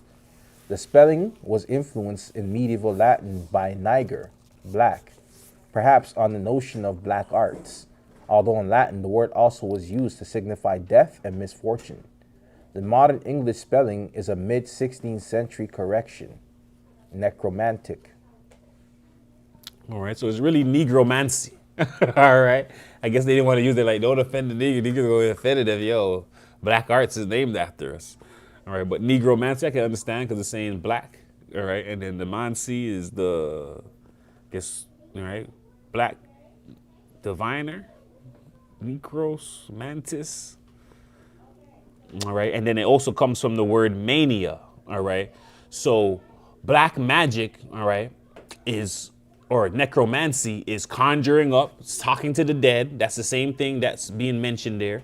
All right. Someone who's dealing with familiar spirits is a conjurer, conjuring up, all right, and communicating with the dead, which we've seen. That's what happened with Saul when he went to seek that type of lady. All right, and then the mania. I don't know if people have been seeing online, all right, but mania, all right, they use this for that as well. And I was just listening to a song with Israel. I'm just like, yo, what the? I'm like, what's going on here? So let's see if I can bring this song up. Let me see if I can get it here. All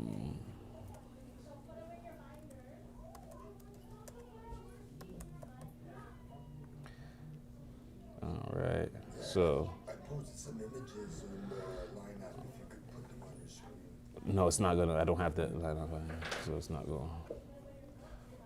All right, so. I'm gonna show this part here. I'm just gonna show this song here. Wow, all right, Jennifer, it's been going. This is Mr. Coop. I'm calling on behalf of the multi-winners group. I got a piece of paper, there's a package here for you, and a prize to deliver at your home this afternoon. But the company is saying there's one thing you gotta do. Take a seat, listen properly, you just won the lottery. $5.9 million, not your salary. I'm telling you it's not a dream, but you gotta drop a fee stop. We not stop dial, dog, so we making money, so we chop client. Mocha, I try catch you a blood shot. We just fling a little goose of flash science.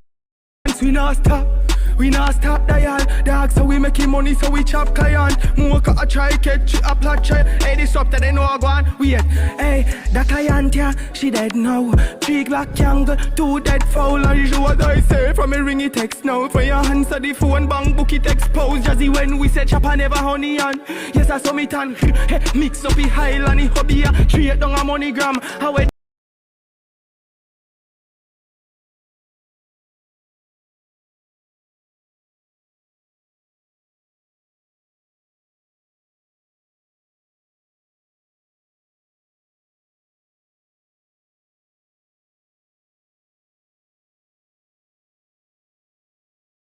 All right, it's going to turn the person into a mad individual. So what he's saying there is like, hello, while he's running this scam, using a next voice, scamming the individual.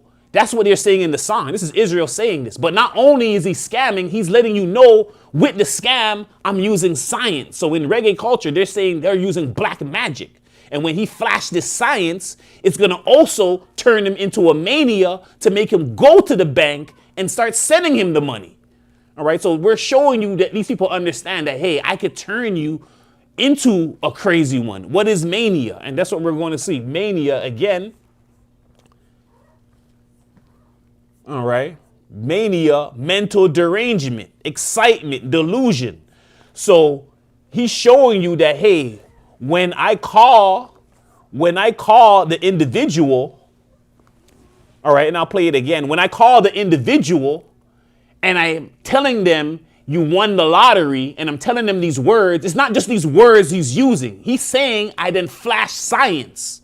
And then the person turns into a mania and is going to go to the bank and then start sending me cash. So it's not just so when people are listening to this song, they're so fascinated by the way he changed up his voice that's what they're focused on. But when you listen further, it's not just the voice of deception. He's saying I'm using witchcraft. The witchcraft will send his mind into a derangement that will cause him to go to the bank and he's going to send me more money. Y'all may bet she's gonna light candles in it. Yeah.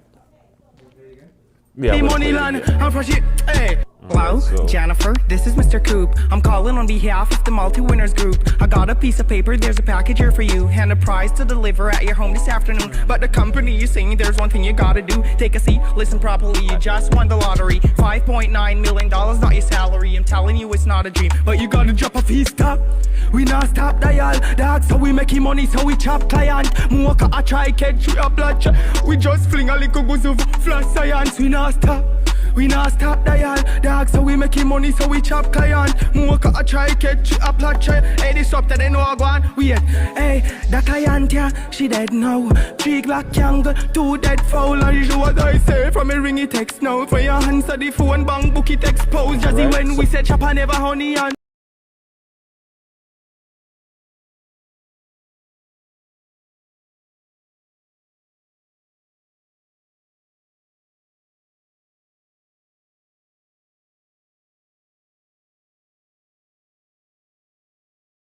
Yes, yeah. When they flash science, they're gonna turn deranged, and that's gonna send them to send me more money.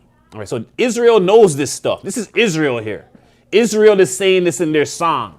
I'm gonna scam. I'm gonna use the trickery voice. I'm gonna use science. I'm gonna send this person into a mad craze to send me more money. Yo, didn't India also learn that trick? Because yo, about a scam calls I get. Oh yes, definitely out of the areas. Gosh, they're All right. glorious.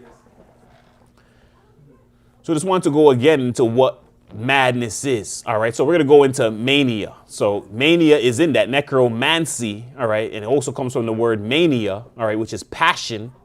All right. We're going to go to the word mania. This is mania, a noun from the late 14th century. It is a mental derangement characterized by excitement and delusion. From late Latin, mania, insanity, madness. From the Greek, mania, madness, frenzy, enthusiasm. Inspired frenzy, mad passion, fury.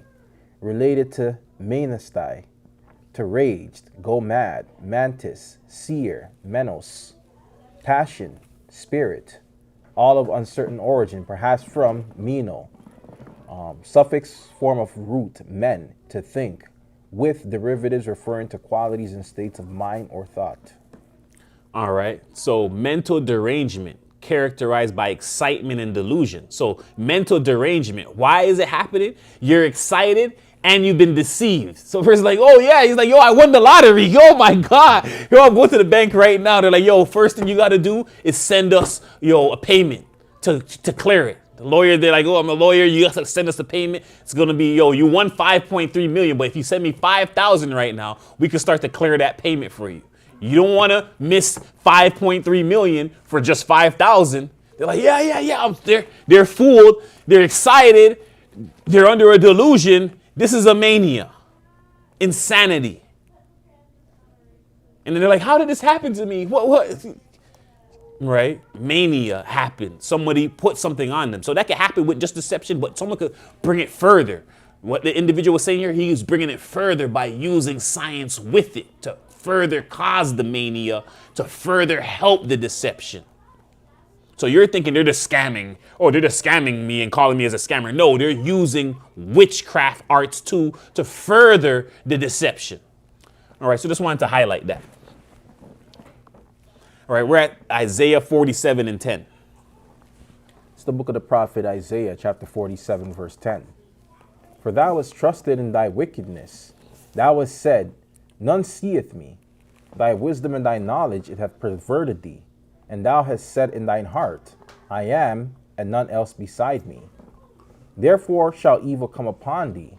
Thou shalt know that from whence it riseth, and mischief shall fall upon thee.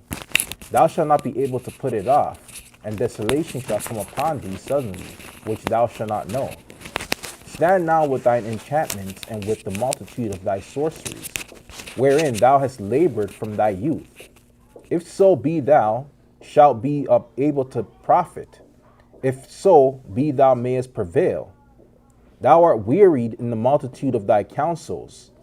Let now the astrologers, the stargazers, the monthly prognosticators stand up, and save thee from these things that shall come upon thee. Behold, they shall be as stubble. The fire shall burn them. They shall not deliver themselves from the power of the flame. There shall not be a coal to warm at, nor fire to sit before it. Thou shalt they be unto thee whom thou hast labored, even thy merchants from thy youth. They shall wander every one to his quarter. None shall save thee. All right, so here the Most High is showing that Israel, so the same thing, that Israel in their time when they were reigning, they trusted in wickedness. Thou hast said, none seeth me. So they were dealing with this wickedness. They're saying, none seeth me. Thy wisdom, thy knowledge, it has perverted you. So they're saying the wisdom and knowledge that Israel had, the Most High saying it perverted you. Thou hast said in your heart, I am, and none else beside me. So they basically saying, yo, you're calling yourself God. You know what I mean? You said in your heart, I am, and no one else is besides you. All right. So in your heart, you're God. You're the I am, and none else is besides you. You done turn into the devil. Therefore shall evil come upon thee, and thou shalt not know from where it rises. So the Most High say, because you're operating like this, Israel, evil is going to come upon you, and you're not going to know where it riseth. And mischief shall fall on you. Now you're going to fall into mischief. Right? And thou shalt not be able to put it off. So he's saying, yo, you won't be able to put it off. Why? Because you're using black arts, doing whatever, putting stuff on people. When the Most High puts something on you, it's not going nowhere. So he's saying, yo, you ain't going to be able to take this off. You ain't going to be able to go to somebody, pay them, yo, take this off of me. This going to be stuck on you. And he says, and desolation shall come upon thee suddenly, which thou shalt not know. Now he's like, stand now with thine enchantment. So he's showing you they've been using this witchcraft, the magical arts. That's what they're doing. They're using the enchantments. The enchantments is the singing, the using the words, the spells, with the multitude of sorcery. So then they're using the actual practices. They're using the enchantments, wherein thou hast labored from thy youth. Sorry. So you've been doing this from he just brought you into the land. They've been doing this. And if be so, thou shalt be able to profit. If so be thou mayest prevail. So he's saying, use your sorceries. Take your enchantments, your sorceries that you labor with since your youth, right? And see if you're going to be able to profit with this. See if with those powers and with those skills, you can overcome the things of the earth and everything that's about to come upon you. So the Most High saying, yo, that's what you like to use? All right, stay with that. You stay with that. Let's see if you going to prevail in the end.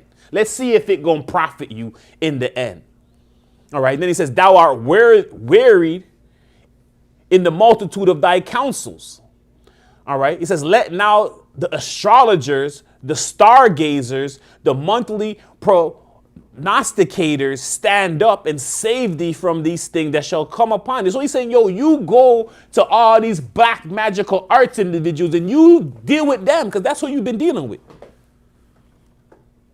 All right, and we see that, astrology and all of that stuff and the stargazers and people who's going by what the stars is saying and, yo, we're in the month of Jupiter today. And people wake up every day to look at these people telling them, oh, what's the weather today in the universe? Oh, today's like this. Your masculine man, he's going to do this and that based on, they're doing weather reports on what your partner and people going to be doing. It's raining this and that. And the favorite one, we're in Mercury rising. We're in the rising of Mercury. Yeah, Mercury retrograde. All right. And all this stuff. All right. And we got to be careful because it's they attack the females. And this could happen too, because the Most High put the man in a position where, all right, I'm telling the man this and that all the time. And then the man has to tell the woman, all right, this is what God said. That's what happened with Adam. Adam's like, all right, this is what God's saying. The woman, and this is what comes, this is natural people. Woman's like, all right, but you're not God, all right, and you could be wrong. And now Satan came to me and told me something. You could be wrong. Everything's not right. You don't know everything. That's what people have that in their mind when you're dealing with someone with wisdom and God's talking to them. They're like, yo, you don't know everything. God's talking to me too. So the female's like, yo, how you know that's not God that came and told me I can eat the thing and yo, we gonna live forever. All right, so they use this knowledge of, yo, maybe you're not understanding. Maybe you don't get it. Maybe I'm getting higher knowledge right now. Right? And that deception is what lead women into this. All right, I hear what you're saying. We don't really know everything about the Bible, though. Let me look here real quick. All right, and if the man is thinking in that way, he'll do the same thing too. All right, but it is feminine energy because I'm showing you where it all reigns from. It reigns from God is talking to the man, telling the man is telling the woman is now like, all right, and that time the man is not even in sin. And she's still like, all right, I hear what you're saying, but God don't talk to me too, right? God came and told me, someone came and told me, a messenger of God told me we can eat it and it will be fine. And I think I just got a higher understanding than you, right? And this is how we get to then people wanting to use these arts than the other one, because they're like, God's not talking to me. Why do I have to go to who God's talking to? How comes I can't get the knowledge myself? And that's how you fall in now to the other side. All right, I don't need to go to that guy. I don't need who put you the boss. I can get knowledge too. Knowledge just doesn't come through you. And then that's how we get into other practices. All right. So it says, behold, they shall be as stubble. The fire shall burn. They shall not deliver themselves from the power of the flame. There shall not be a coal to warm. Shall not be a coal to warm at, nor fire to sit before it. All right. So he's showing them what's going to happen with Israel and the land.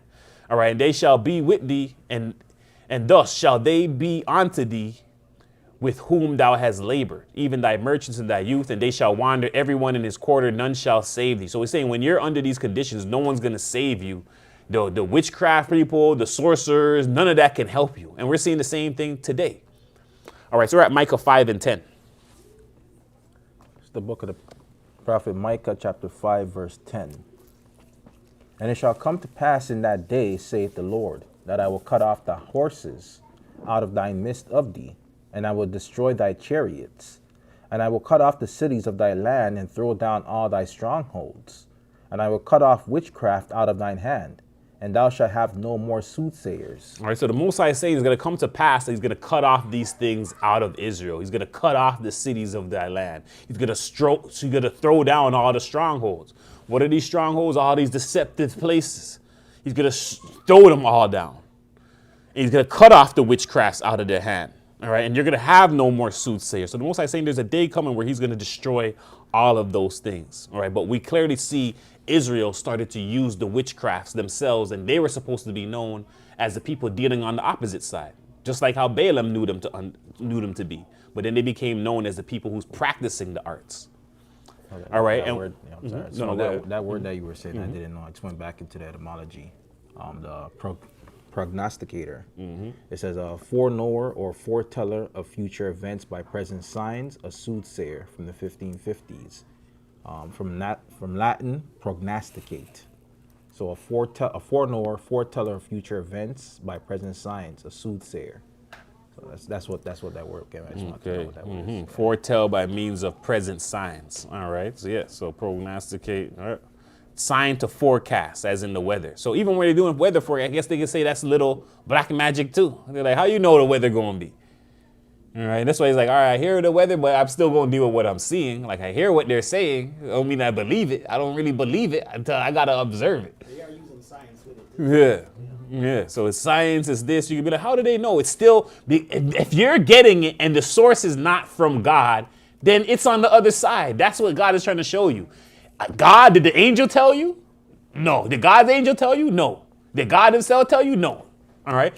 Where did they get the knowledge from for that? Did God tell them that? No. So then that side, that's all from the devil. All right. So it's the same thing that's happening. We know the Most High being blameless, he only gave us necessities, because if he was to give us these other things and then it started to be used for wickedness, he could be the blamer of that. So Satan brought this stuff out, and yes, a lot of stuff is evil, but the Most High made it that way so that now we could come and we could use the internet. If the Most High just gave mankind internet, he would be the blame to, oh, why did you create internet? You get what I'm saying? Now we could just be, and we could purify by, all right, it's out here now, we could bring it back to, because it was off from him anyways, but he just never gave it to mankind. Because he knew what they would do with it. Because look what they're doing with milk and water and the simple stuff. You get what I'm saying? So he's like, I have to give them that or else how are they going to live? But the other stuff, he don't have to give them that. All right, the angels gave it to them, and then we see it spread into here. God never gave it. God didn't tell you how to make a TV. So it's all coming from these arts. That's what we have to understand. So if you're believing everything you're seeing on TV and the TV's getting you excited to go do something, and that's not really in the real world, then that's a form of you've been beguiled. That's a part of a mania. Because it doesn't even exist. How did the TV become to be to deceive you into thinking this thing is reality? That's deception. They gave you television program. Yeah, they gave you a television program. They tell you tell lie vision. All right. So going back again.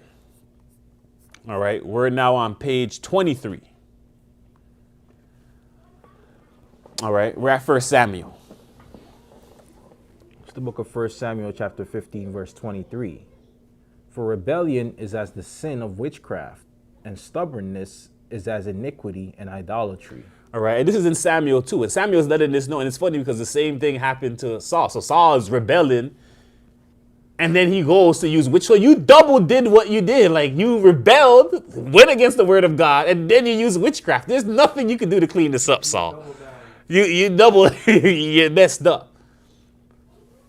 All right. And it's a key thing as well for individuals who are Christian to notice too, because you could be like, all right, I'm not doing it. And then you're not listening to authoritative divine authority that God put down in the church. If you're not listening to the authoritative divine authority, you're basically doing witchcraft. You might as well go outside, draw the little circles, get the little candle wax, and be in practice black arts, because you're only fooling yourself. If you deal with rebellion, and let's just get that again. All right, so let's get rebellion. All right.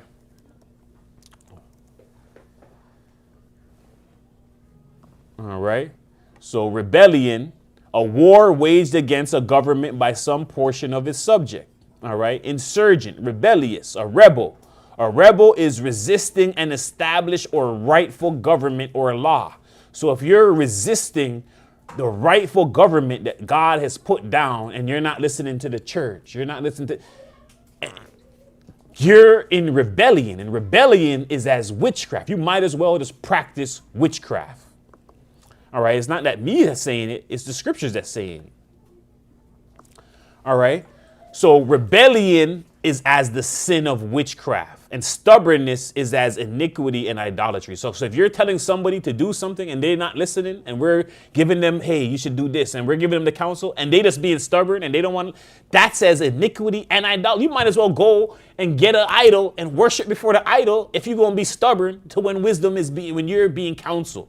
If you're not going to listen and you're going to be in your own ways and stuck in you're now in idolatry and iniquity. Okay, you're going against authoritative power in the church that's telling you to do something for your own good. You're now dealing with witchcraft. All right, so we got to understand these things as well. All right, that you don't want to be that. You don't want to be looked at like this when you're rebelling. All right, if you're not listening to what we're saying, you might as well just dress up in wizard gear. And we're not talking about basketball either. All right, but you can dress up in that too. You can dress up in the basketball jersey. You might as well be a wizard. Strange you say that, because a lot of people who wear those jerseys actually fooling themselves. Yeah. They're in their own imagination. Wanting to be that person. Wow, that's where careers go to die. What? What? Where what? Washington Wizards. Oh yeah. Poor Antonio. All right, so it says rebellion is as serious sin as a witchcraft. So rebellion is as serious a sin as witchcraft. Rebelling against the order of the Most High is contrast to practicing sorcery. Rebellion is going against divine human authority. All right, so just understand all of that. All right, so we're at Daniel. All right, so we're going to take a look at Daniel, and we're in this final section here. All right, so we're at Daniel 1 and 17. It's the book of Daniel, chapter 1, verse 17. As for these 4 children, God gave them knowledge and skill in all learning and wisdom. And Daniel had understanding in all visions and dreams. Now at the end of the days that the king had said he should bring them in, then the prince of the eunuchs brought them in before Nebuchadnezzar. And the king communed with them, and among all them all was found none like Daniel, Hananiah, Mishael, and Azariah. Therefore stood they before the king. And in all matters of wisdom and understanding that the king inquired of them, he found them 10 times better than all the magicians and astrologers that were in his realm. And Daniel continued even unto the 1st year of King Cyrus. All right, so there's 4 children, all right. God gave them knowledge and skill in all learning and wisdom, and Daniel had understanding in all visions and dreams. So Daniel, all right, obviously him having more understanding in visions and dreams put him on a different level on what you would call, what a magician would call their level. All right. And in the days of the king, he said, the prince of eunuchs brought them before Nebuchadnezzar. All right. Nebuchadnezzar. All right. The king communed with them. All right. And there was found none like Daniel, Hananiah, Mishael, and Azariah. All right. They stood, and therefore they stood before the king. So because nobody was like them, they were standing before the king Nebuchadnezzar. All right. And in all matters of wisdom and understanding that the king inquired of them, he found them 10 times better than all the magicians and astrologers that were in his realm. All right. So the king, he kept Daniel and them close to him because he's like, yo, whenever I come to them, I found them to be 10 times better than all magicians and astrologers that are in my realm. So he understands that Daniel and them have been endowed with knowledge. And once again, we're seeing that leaders of the world and government and the leader goes to these people for their help. So there's no coincidence we're seeing Washington and Wizard.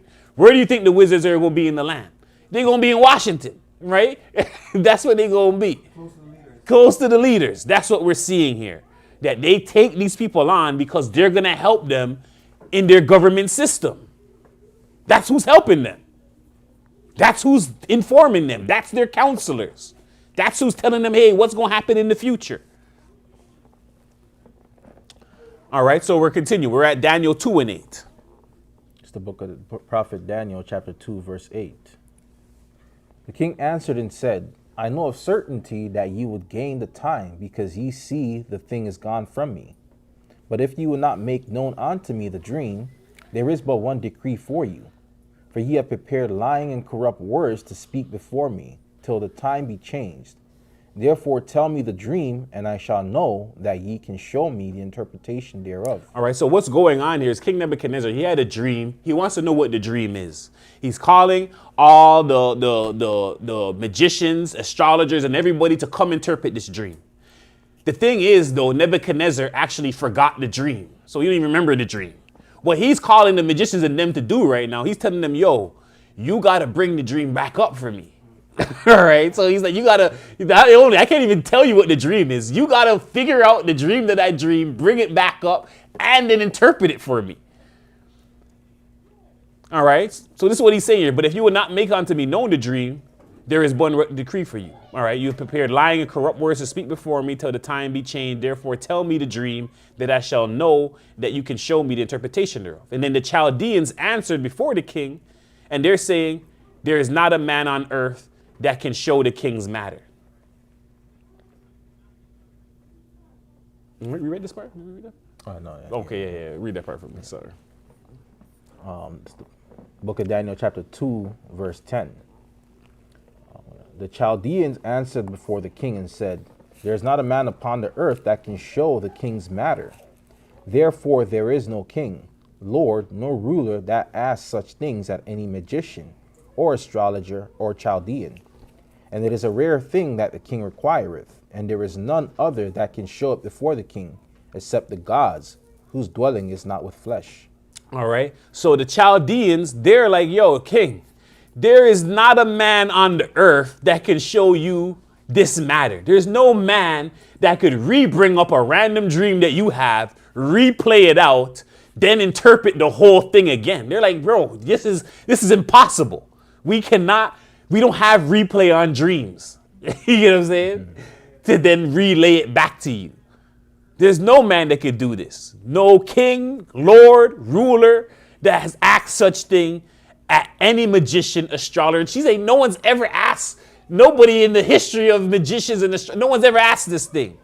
It is a rare thing that the king requireth, and there is none other that can show it before the king except the gods whose dwelling is not with flesh. All right, so they're saying, hey, this cannot be done. All right, so we're going to continue now. All right, and this is, once again, this is magicians. We have magicians here, and we're going to come around. We're going to get into some history, but the hub of magicians, they say, especially in North America, they say is Chicago. Chicago is the hub of magicians. All right, and as well, Chicago is where Jesuits also started too as well. So it's a coincidence. And you just had a brother say, hey, Jesuits in Washington too. So, is Jesuits the wizards? I don't know. All right. But, all right. So we have some Chicago magicians, all right, in hijinks. And then once again, when the king is calling up these individuals, he's calling up magicians, people who will be looked at as this. Obviously, these magicians are more just card and tricksters and this, but and that's just what we're perceiving them as. But real magicians know dark arts and sorcery and enchantments and conjuring, all these different practices. All right. So we're continuing. All right. So we're at Daniel 4:4. It's the book of Daniel, chapter 4, verse 4. I, Nebuchadnezzar, was at rest in mine house and flourishing in my palace. I saw a dream which made me afraid, and the thoughts upon my bed and the visions of my head troubled me.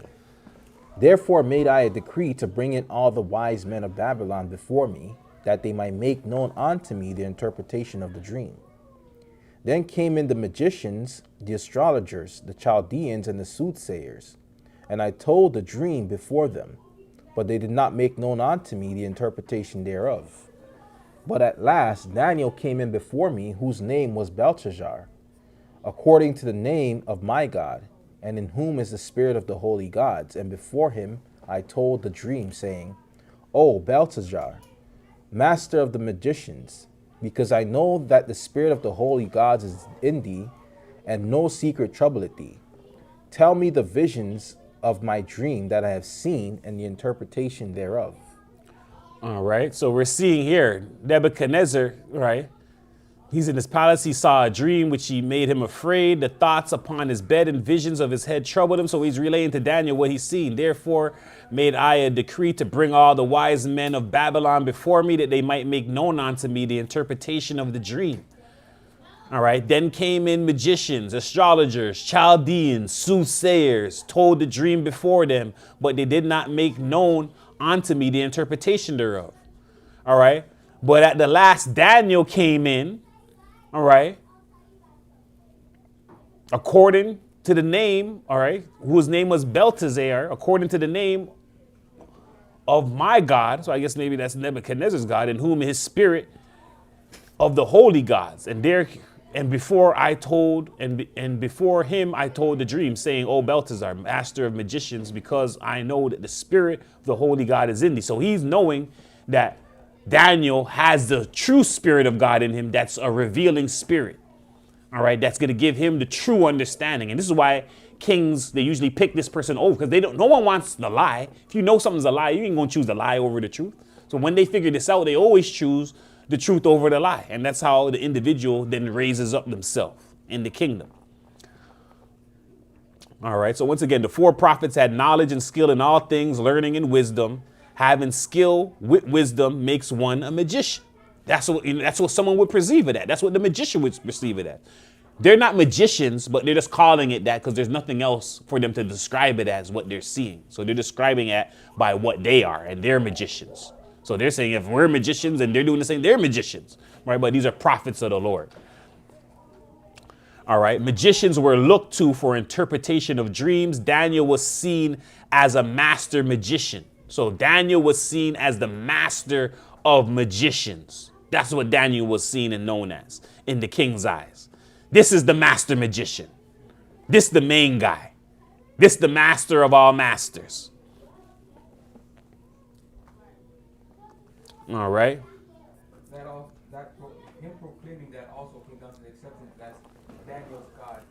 That's why he calls him that. Yes, correct. All right. So he's like, that's Daniel's God. And yeah, I don't know if that name that he's calling on God was from his own perception or thing, but clearly he understands that the true God is dealing with Daniel.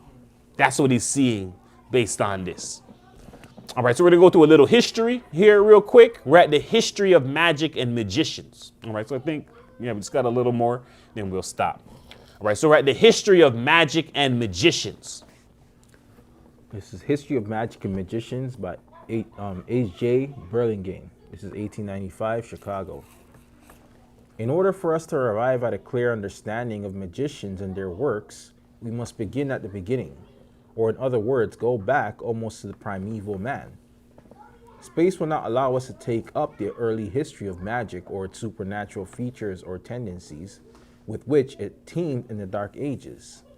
The scope of the present article is the practical part of magic and its exponents as applied to the furnishing of harmless and pleasing entertainments. Let us consider first the Indian jugglers and necromancers. All right, so it's going to show you in order for us to arrive at a clear understanding of magicians and their works, you got to begin at the beginning, which is why we went to the beginning of the Bible. All right, we're going to the beginning in the Bible, all right, to let us understand the magician. So it's telling you, in order to arrive at a clear understanding of magicians and their works, you got to go back to the beginning of time. You cannot look at a magician now and think, oh, I understand. No, you got to go back into history to figure out what this magician is. All right. So it says, in other words, go back to almost primeval man. So back to the very beginning. It says space will not allow us to take up the early history of magic. So even when we're seeing the lesson, there's so much information on magicians, it's going to be long. And he's telling you the history of magic and magicians and all this craft is long. There's no way to even just explain it in one sit down or go around or none of that. All right. It says it will not allow us to take up the early history of magic or its supernatural features or tendencies, which shall be teemed in the Dark Ages. All right. And it says, for you to understand it, first let us consider first the Indian jugglers and necromancers. So in this modern world, they're going to be like, all right, we're going to take it back to that side of the world. And why are they going back? Because we understand that that's really like where it came from and spread out. So they're like, all right, let's take it back to over there. So let us consider first the Indian jugglers and necromancers. So what do we understand? I'm not being racist. It's saying Indians, they have a lot of necromancy and a lot of jugglers. And we see it. That's why you're getting your phone call and all of that. And then we're seeing it as well up in Chittim too, in Asia, right? Both of them calls you get, you might want to wonder. They can send you into frenzy and madness. And there's also those guys who are walking on the road with their bags on them and then they want to come and tell you about stuff. All right, and then we have it happen in Africa too. All right, we have a little in the Caribbeans, but outside of that, we see that the black people, God really cut it off from them. There's only a couple people that know about that, but most of the Negroes, they don't know nothing about black magic or black arts and none of that. All right, the other nations, they're fully using it. All right, so continue. How thoroughly they were skilled in magic is shown in an ancient Persian manuscript written by Emperor Japan. All right, so once again, it brought us, we just seen that it started in Persia.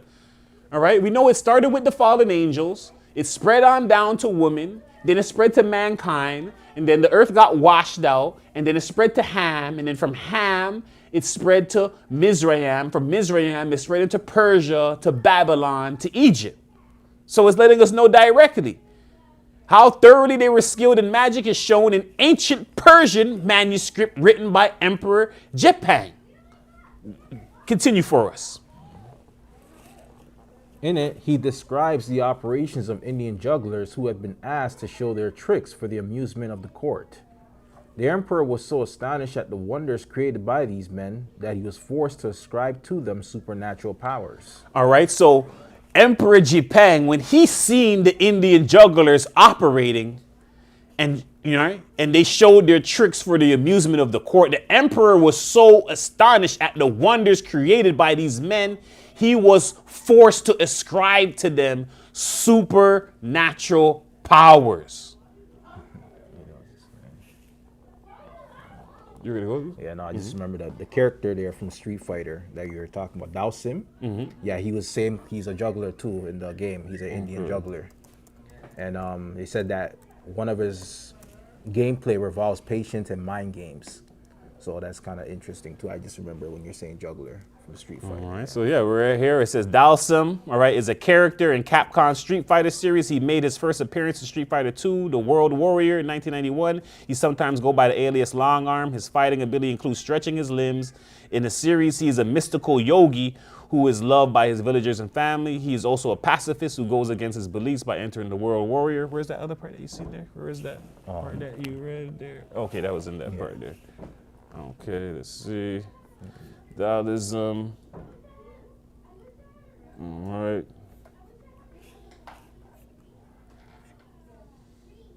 Okay, here it is. Okay, so we go to this one split. So it says Taoism is a character from Street Fighter, hailing from India. He is a mystic skilled in the art of yoga and can manipulate fire with his breath.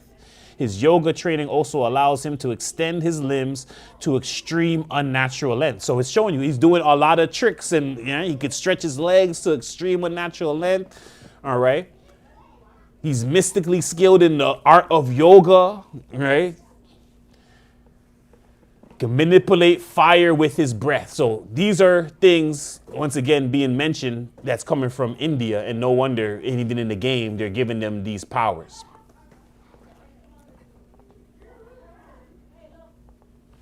All right, so continue for us, Root. First, they were asked to raise on the spot 10 mulberry trees from a corresponding number of seeds. They placed the mulberry seeds in the ground in different places, and in a few moments, a mulberry tree began to spring from the earth. And every tree had leaves, branches, and fruit. All right, so I'm just going to start right there, Rick. Just once again, showing these same things. All right. I'm just gonna go, yeah. Huh? 26. I'm just gonna get a quick example.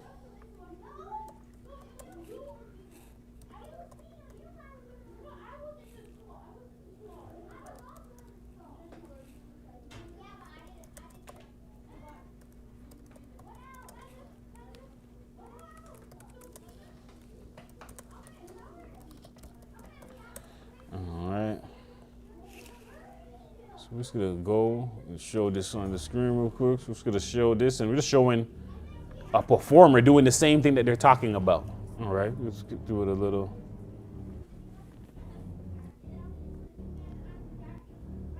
All right, so he looked like Dal. All right. So right here, let's watch it, and he's doing the same thing, moving the ball around, juggling.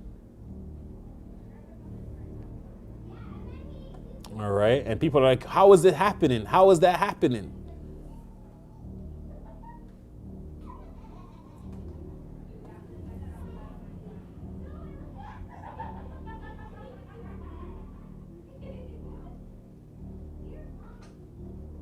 All right, changing his eyes.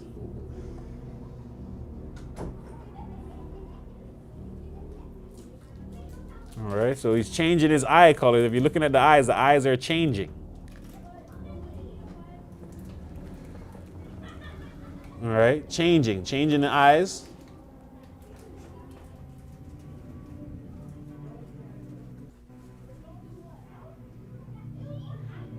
So just stop at page one. Right, so just once again, these same things here, transpiring, that we're speaking about.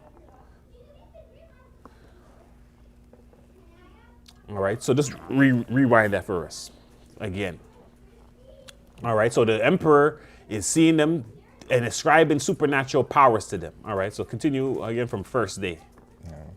First, they were asked to raise on the spot 10 mulberry trees from a corresponding number of seeds. They placed the mulberry seeds in the ground in different places, and in a few moments, a mulberry tree began to spring from the earth.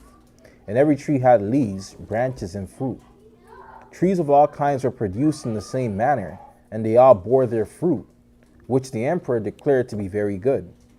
Before the trees were removed, there appeared among their branches birds of marvelous beauty in their color, form, and in their songs.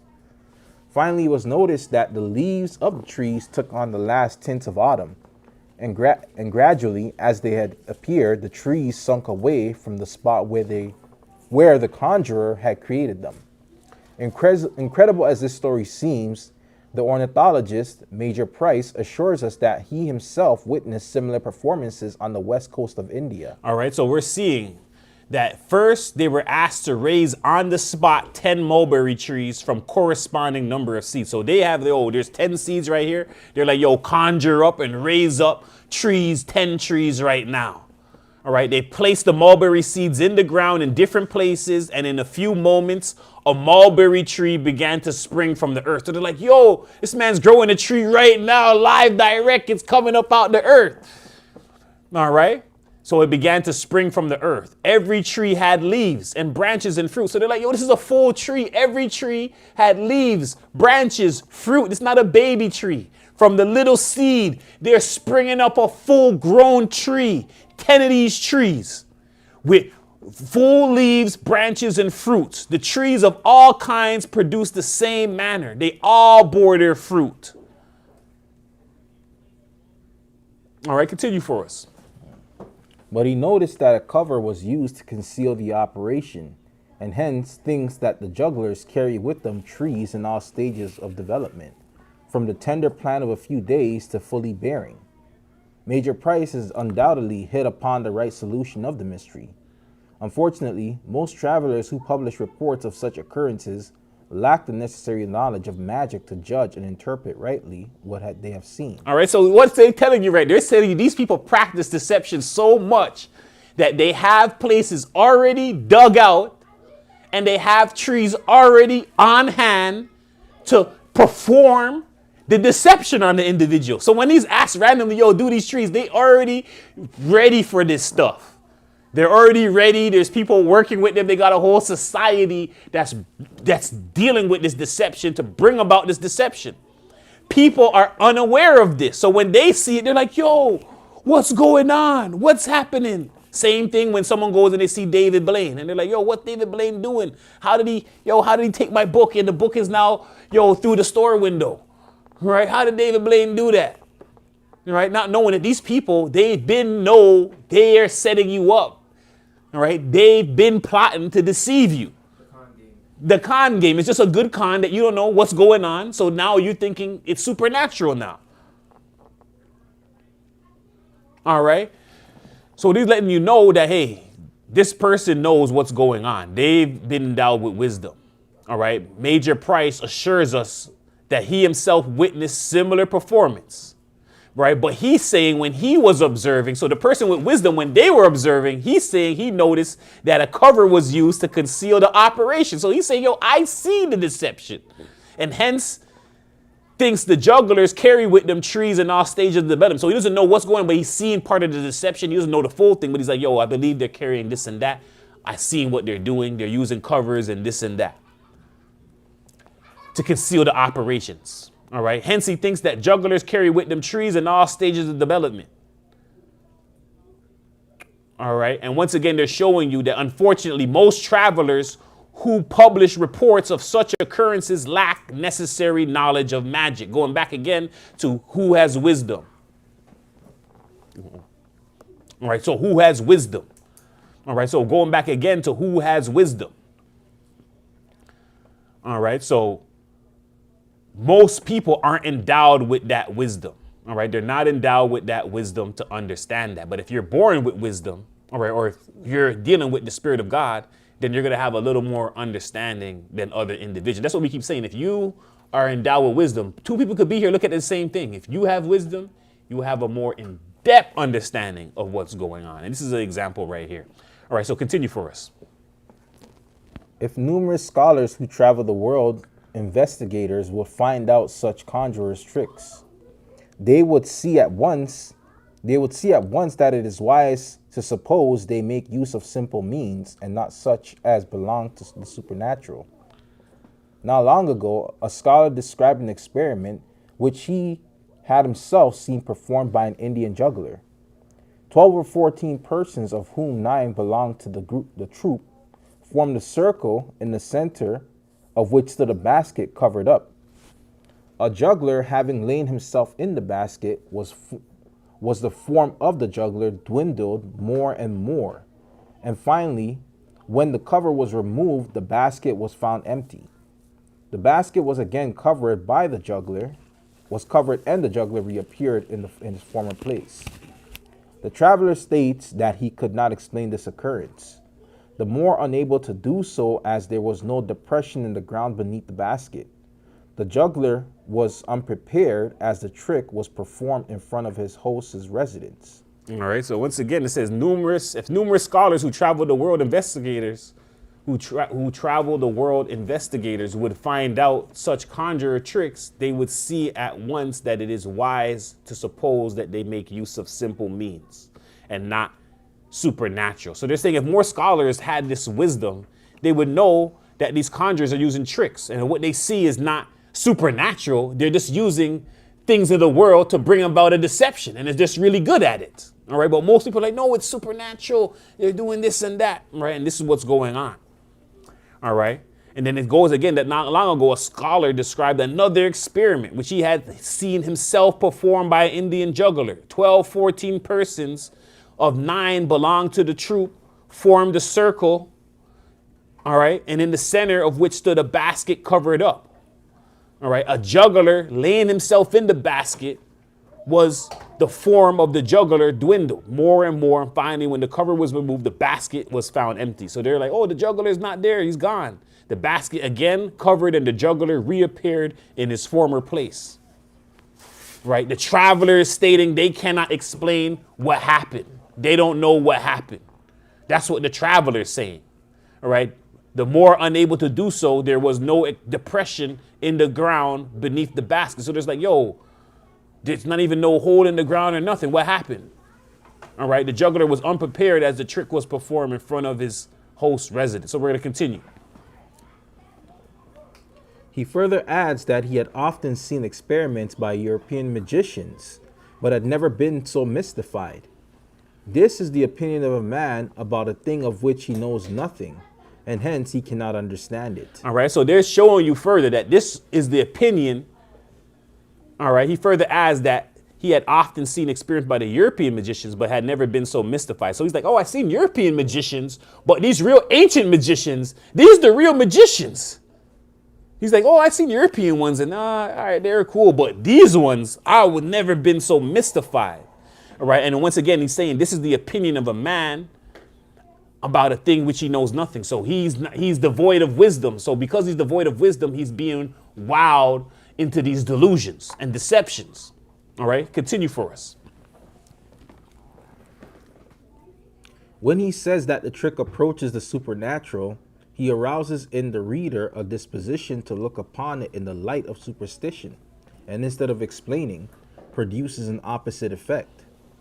If he had been perfectly conversant with the tricks of these conjurers, and had a thorough knowledge of magic, he would have known that there is always means by which a person may be spirited away without the use of a hole in the ground or a secret passage. All right, so he's letting them know, the person with the more wisdom is like, yo, if he had been perfectly conversant with the tricks of these conjurers, so if he had the knowledge and wisdom, all right, of these conjurers to know, they would know that, yo, right, and had a thorough knowledge of magic. So if he had the knowledge of magic and what's really happening, he would have known that there is always means by which a person may be spirited away without the use of a hole in the ground or a secret passageway. So they're saying, yo, there's always a way for this to happen. To be, oh, the person disappeared. They're not here no more. That can happen. There's numerous of ways to make that happen before your eyes, and you don't know how it happened. That's the secret knowledge that they have. All right, but if you don't know, then you're like, oh, no, they're working this. They're supernatural. They have powers. They're dealing with God. When you're saying you're supernatural, what they're trying to say is they're dealing with God. If you're showing, oh, I could do things of nature and move, you're saying you're dealing with God. God has given you authority to be able to handle these things. Or are you dealing with the spirits and all these other things that have certain powers but don't have the full natural ability to do things on command? If you're dealing with God, then you could do things on command. All right. Same way when Satan seen Christ, he's like, hey, do these things, right?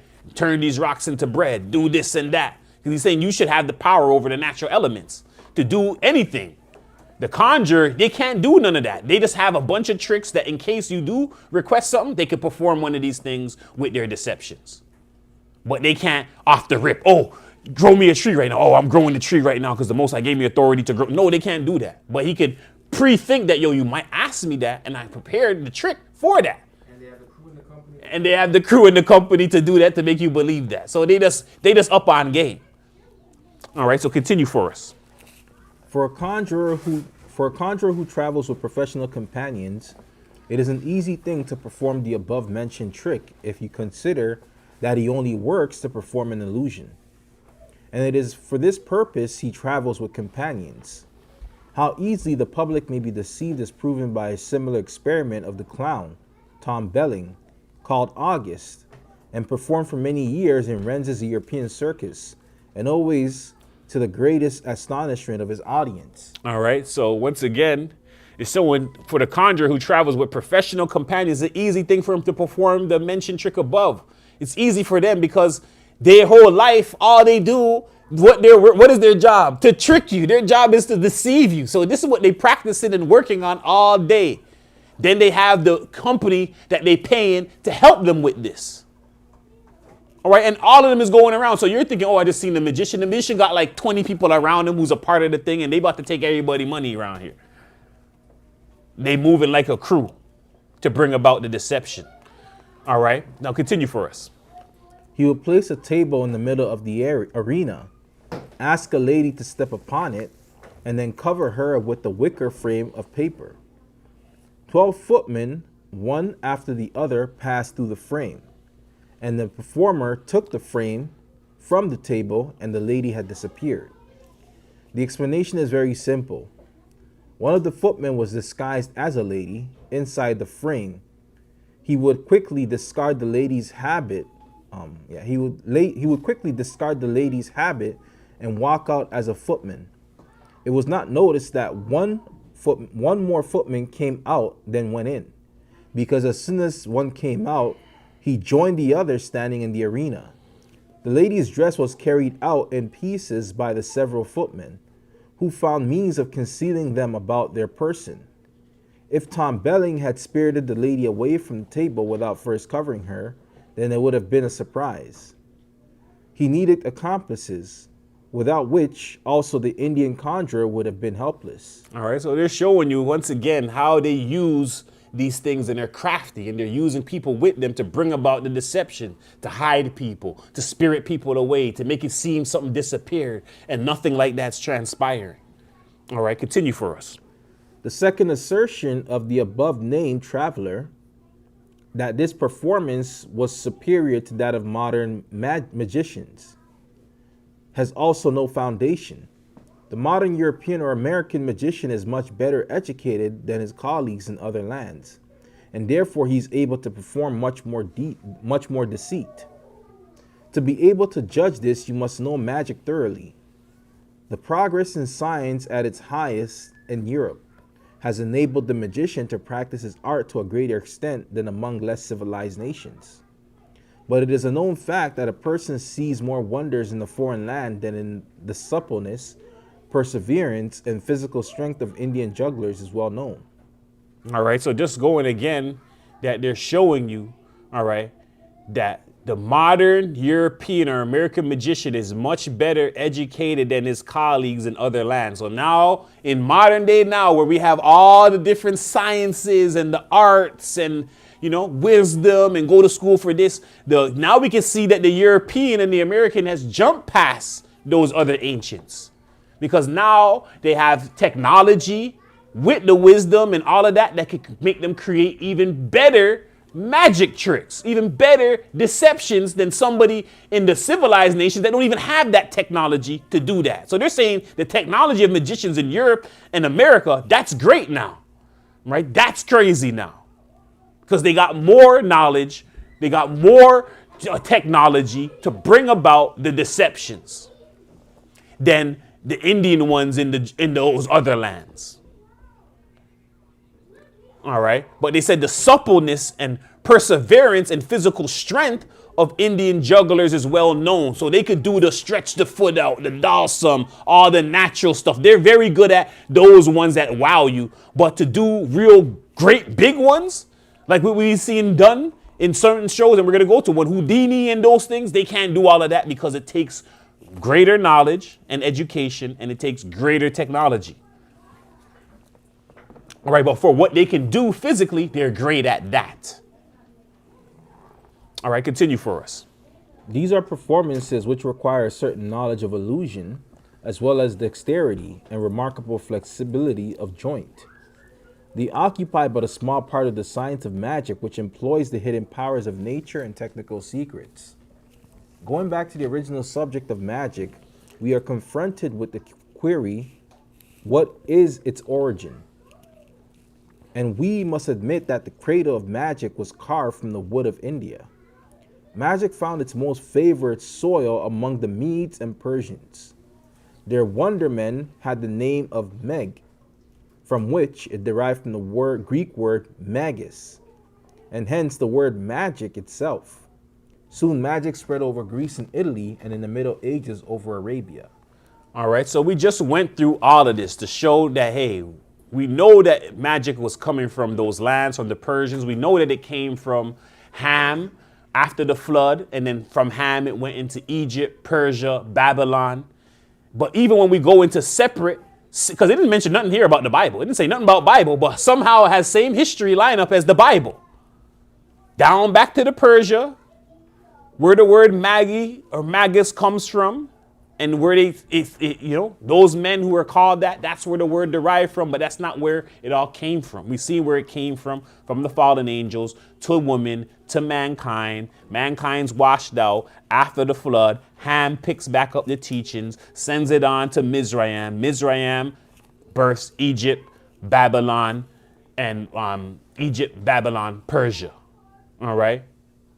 All starts to deal with these arts. Persia, it then says Persia, going to admit that the cradle of magic was carved, all right, the magic was found its most favorite soil among Medes and Persia. So they had the most favorable soil, textbooks and all of that, which is why now that name Magi comes from the Persian world.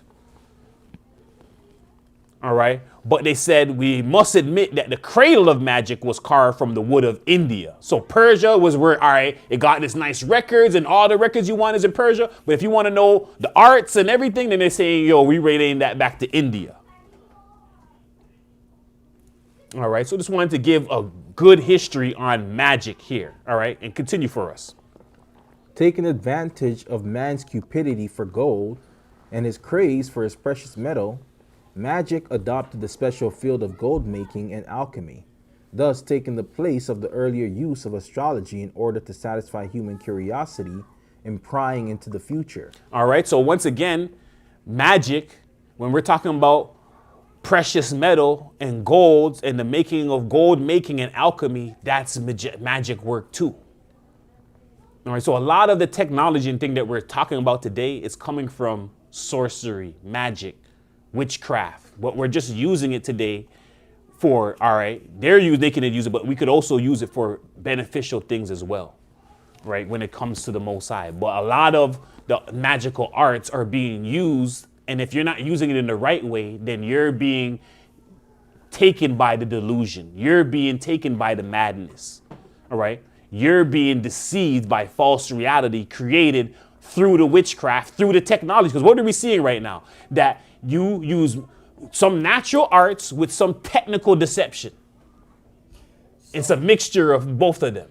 Well, your cell phone is a black mirror, and black mirrors are used for scrying. So when you look at a mirror, basically that black mirror is kind of like a scrying one. Not saying that every time you look at the mirror, you're going to get like bad spirits, but at the same time too, if you're looking at things on the phone, it's going to affect the mind. And the black mirror when the phone is off, right? There's even a show called Black Mirror. Right? That's what they use those mirrors for. So everybody has a personalized black scrying mirror in their phone. And I mean, my phone, my social media is all stuff about Christ. Most of it is about Christ. It's the algorithm. So, but a lot of people's other stuff is all kinds of stuff, right? And even now, when I see a lot of stuff come on, I'll flip it because I realize I don't want this in my head. Plus, the scribe mirror. Nope, you're absolutely right. And then once again, a lot of lies and deception on there. This is why I tell people, you got to guard your mind. You can't just believe what you're seeing on there. And if you're seeing something online and you're already just going and believe, you're already quickly falling into the frenzy and the madness and the deception. If you're a person to just quickly believe something. That's why I'm so harsh on people. When people show me something, they're like, yo, do you not believe? I'm like, yo, I have to believe. It's hard. Like, I hear what you're saying. I see what you're showing me. You're asking me to then take it into belief. That's something totally different than me acknowledging that, all right, something could be possible in this. But for you to make me say, yo, I need to believe this, then I have to have more tangible evidence. I have to prove this thing. I cannot just look and, because I looked at it, oh, yeah, now my mind is in belief. And no, my mind is very hard to rest and settle something into belief. I see, I acknowledge, I'm comprehending what's going on. I'm seeing, I'm putting that down. I'm calculating, but I ain't come to belief yet. For me to believe, it's going to take a whole lot of material and information for belief. All right, unless we're dealing with faith, where even faith is still dealt with some knowledge and understanding. All right, so continue for us. Even in Munich in 1590, the two dogs of the magician Brangadino were found guilty of witchcraft and condemned. The last official adept was the pharmacist Bodecher, who, however, made porcelain instead of gold. His death occurred near the end of the last century, with the Portuguese Saint Germain and the Count Balsamo Cagliostro. Magic enters the modern age of jugglery. Although both were magicians and conjurers, they also appeared as so-called prestigitators. Enlightenment fought constantly against the more notorious productions of this fictitious world. The practice of magic as a business had to be abandoned, and its practice threw off more and more of its garb of deceit. The magicians of the first half of our century, such as Panetti, Comte, Grace, Dobler, Bosco, Anderson, Philippe, Robert Houdin, and others, all took the modern point of view and labored rather to make magic appear as apparent only, and used a particular branch to entertain. All right, so we're seeing that these people, they wanted to water down what you think of magic. And magic is just to entertain, and took the modern day viewpoint, and they labored rather to make magic appear as apparent only and used as a particular branch to entertain. So this is how we get to magic now, where they watered down the magic. And that was their whole idea, to make you not aware of the threat of these things. Now you don't even associate technology and different things with magic and sorcery and enchantment, because you're like, no, magic is the card stuff and the trick stuff and entertainment. Magic is much deeper than that. Magic is even medicine, healing, the pharmacist, that's magic. All right, your doctor, that's magic. All right, that's all forms of that. All right. So they're showing you that now they brought it to these things. All right, the magicians of the first hand, Panetti, Campo, Grizzi, Dobler, Bosco, Anderson, Felipe, Houdin, and others all took the modern point view and labored rather to make magic appear as apparent only and used as a particular branch to entertainment. They turned magic to just, it's just entertainment. All right. And just to end it off, we're going to end here at Belle and the Dragon. All right. We're just going to go into Belle and the Dragon because it gives us exactly what they're depicting of the Indians and what was going on with them. All right. So we're just going to go Belle and the Dragon. All right. It's one page. They're in India. Correct. When we're not saying native Indians. So, right, and native Indians only got that because they thought they were in India, technically. All right. But when you hear just Indian alone, it's always going to refer to East India. I didn't finish off this part there. you okay. Okay, continue. It says the old time juggling was happily metamorphosed, magic taking its place. Still, there remain unpleasant remnants of the old superstition under the name of spiritualism, because the word is not satisfied with the ideal manifestation of spirits, but must have something tangible, and the useful humbug is always there to fill the pockets of its adherents.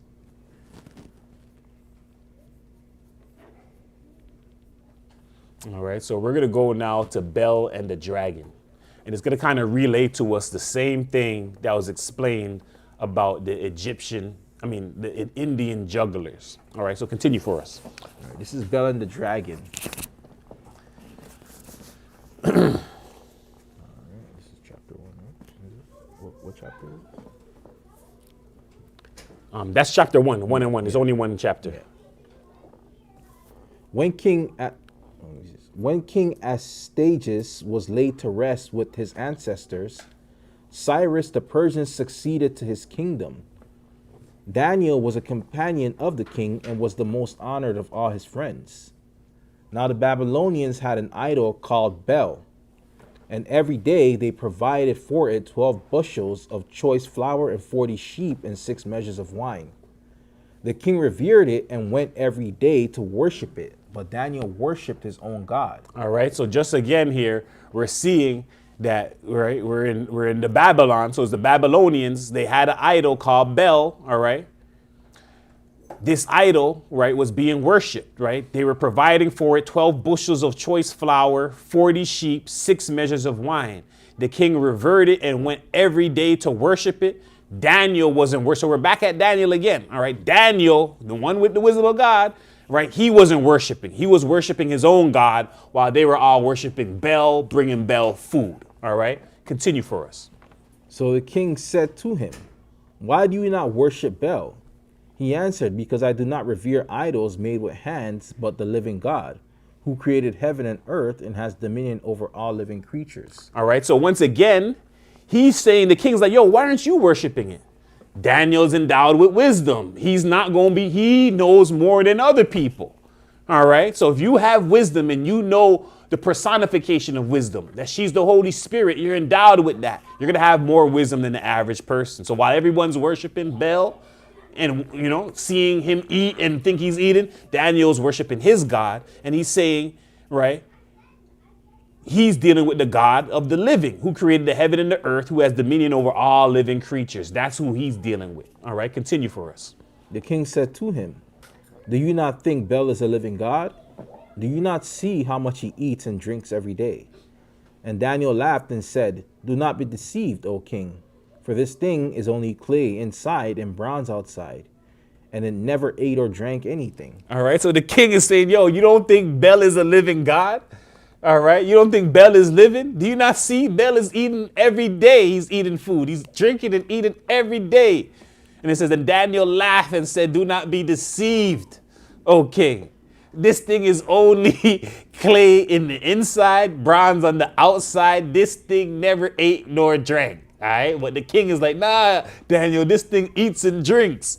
All right, continue for us. Then the king was angry and called the priest of Bel and said to them, "If you do not tell me who is eating these provisions, you shall die.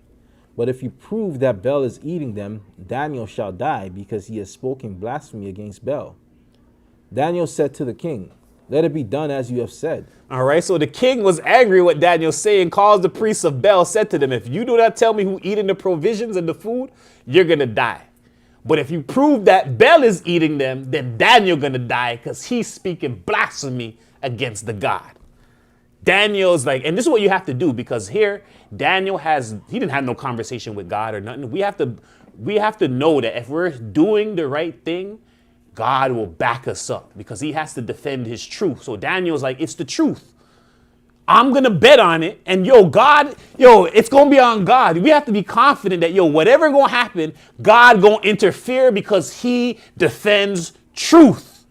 So if you're seeing it there, he going to defend it. You're going to say something? So basically, all these magicians are false. And the only real magicians are the children of the Most High, or the prophets. Correct. But in a nutshell. Yeah, they have power, they use power, but it's not full. I could do something naturally with just boom. The Most Highs will be able to just, all right, Moses, come with the rod, boom, it will turn to that. They can do it, but they're using something deceitful to bring about the whole concept of it. Right, and I think there's different levels. Well, there's levels where you got the David Copperfield, like you said, they have the crew, they set it up, it's all set up, they got earphones, dumb things. And then you got the ones that are street performers, and then you got the ones that are actually dealing with demons. And Demons, correct. How the heck, and you can see the people, they're like, I'm leaving. Yeah. Because they know there's a demon involved. There's Correct, no way, correct. There's nothing. There's a demon with this guy. That's like example like what David Blaine does, because he's using the one where like, yo, is something's helping you move something or touch something, or you get what I'm saying? And for him to get that power, he must have done a lot of sacrificing to Satan behind closed doors to get to that level. And what they're doing is mimicking the Essenes. They're mimicking us so that we're taking the right way. We're not being thieves. We're going towards Mother, and Mother is giving us these things, but on an increment level where it's not too much, because if we had the power to go and split the sea, we'd be like, who knows, we might get corrupted, we might just split a bank open and take the, you know what I mean? You don't know, right? So. No, definitely, right? This is what's going on. You're explaining it perfectly. All right, so deception is out there, all right, and that's what they deal with.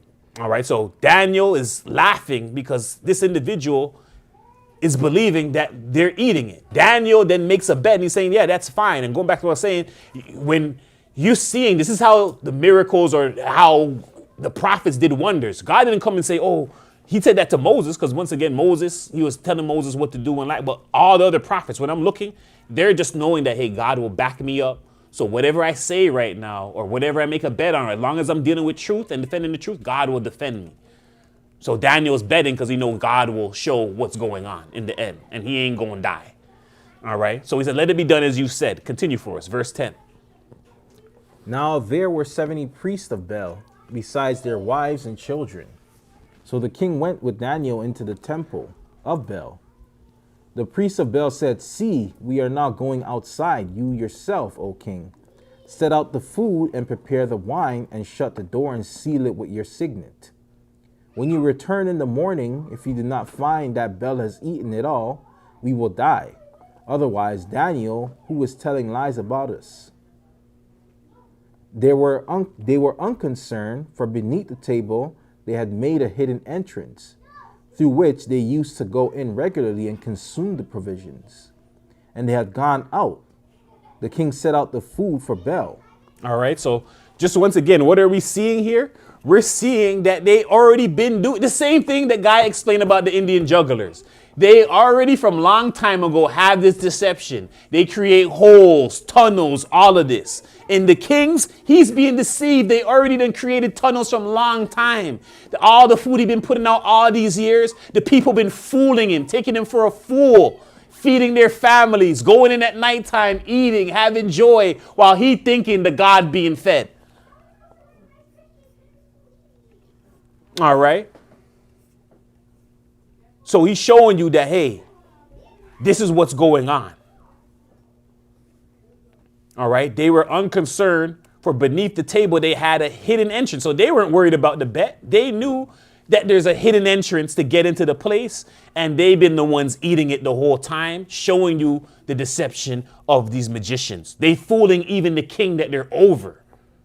That's how they get their power. So those people were actually mimicking the angels going to be the thing, because the angels of God are the ones that actually help us do things. All right. So then they have to mimic it, and just like every mimic, it's Correct. Just like the angel helped Moses, right? And we're like, oh, how does his hand move? They didn't know none of that. There's an angel really there that helped them with that. They don't have no angels because they don't have God. They don't have God, so they use demons, right? Different things, and their other counterparts around them. You know, you got it. You right there. All right. So continue for us. Then Daniel ordered his servants to bring ashes, and they scattered them throughout the whole temple in the presence of the king alone. Then they went out, shut the door, and sealed it with the king's signet, and departed. During the night, the priests came as usual with their wives and children, and they ate and drank everything. Early in the morning, the king rose and came, and Daniel with him. The king said, "Are the seals unbroken, Daniel?" He answered, "They are unbroken, O king." As soon as the doors were opened, the king looked at the table and shouted in a loud voice, "You are great, O Bel, and in you there is no deceit at all." But Daniel laughed and restrained the king from going in. "Look at the floor," he said, "and notice whose footsteps these are." The king said, "I see footprints of men and women and children." Then the king was enraged, and he arrested the priests and their wives and children. They showed him the secret doors through which they used to enter to consume what was on the table. Therefore the king put them to death and gave Bel over to Daniel, who destroyed it and its temple. All right, so we're seeing here, Daniel, we're seeing the live jugglers and stuff bamboozle the king at the time, right? The king is swearing his God is real. And this is how you're wondering, why did they think these gods were real back then? They were under magicians. The magicians had them fooled. That's what gave them the power, right? And all these things here. That's how we know we're in a different time right now, because it's a different deception that happened. Because right now, they're not being deceived by, oh, the idol and this and that. That's not how they're being deceived. Oh, this thing, this statue is, no. The nations are woken up from that. It's a different deception now.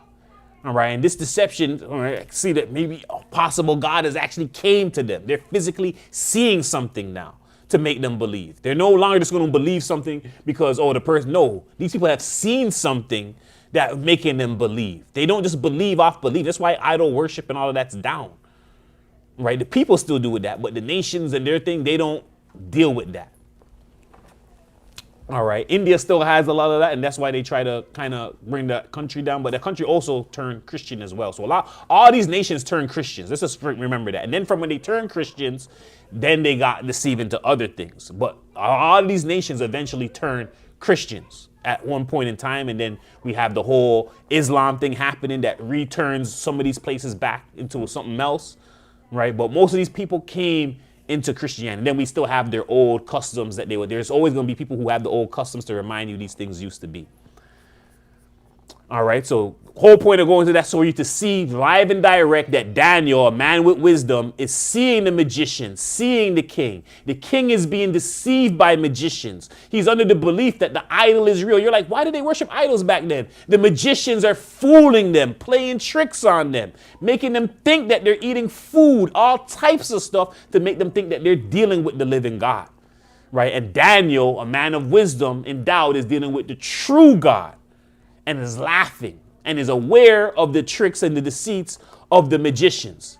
He's aware of what they're doing, what's transpiring, the deceptions, the hidden unknowns that they're using. They're using some physical stuff, but they're using technical deceptions as well. They're using crowds. They're using demons. All these things to bring about the deception. And there's no, it's no coincidence why in the end times he says the Satan, all right, the Antichrist, right, he's going to come, the man of sin, with all lying wonders to deceive mankind. It's going to happen again. He's going to do all the tricks, everything again. So we have to have wisdom to know, hey, beyond that, there's this. And the wisdom for that is, once again, if someone's going to come to you and tell you they're Christ and this, tell them to raise the dead. Tell them to raise the dead. Because once again, what are we showing? That they can do certain things, but God doesn't give them full power over stuff. So raising the dead and all of that, that's directly a power given on to Christ. He has the keys. He ain't going to be able to do that. They can do all different other things. But to be right there and see someone dead and to bring that spirit up, God has not given that ability to Satan. All right. He could do everything else. He could do, the sun like this, make this turn to that color, that. Remember this one thing. They cannot raise back the dead. They cannot deal with life. All right. So that's a little gem before we them out there. All right. So with that being said, we're going to close out. We're going to go to Philippians 4 and 8.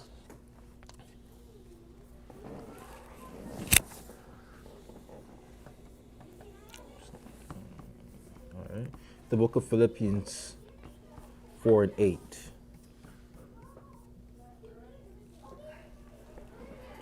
Finally, brethren, whatsoever things are true, whatsoever things are honest, whatsoever things are just, whatsoever things are pure, whatsoever things are lovely, whatsoever things are of good report, if there be any virtue, and if there be any praise, think on these things.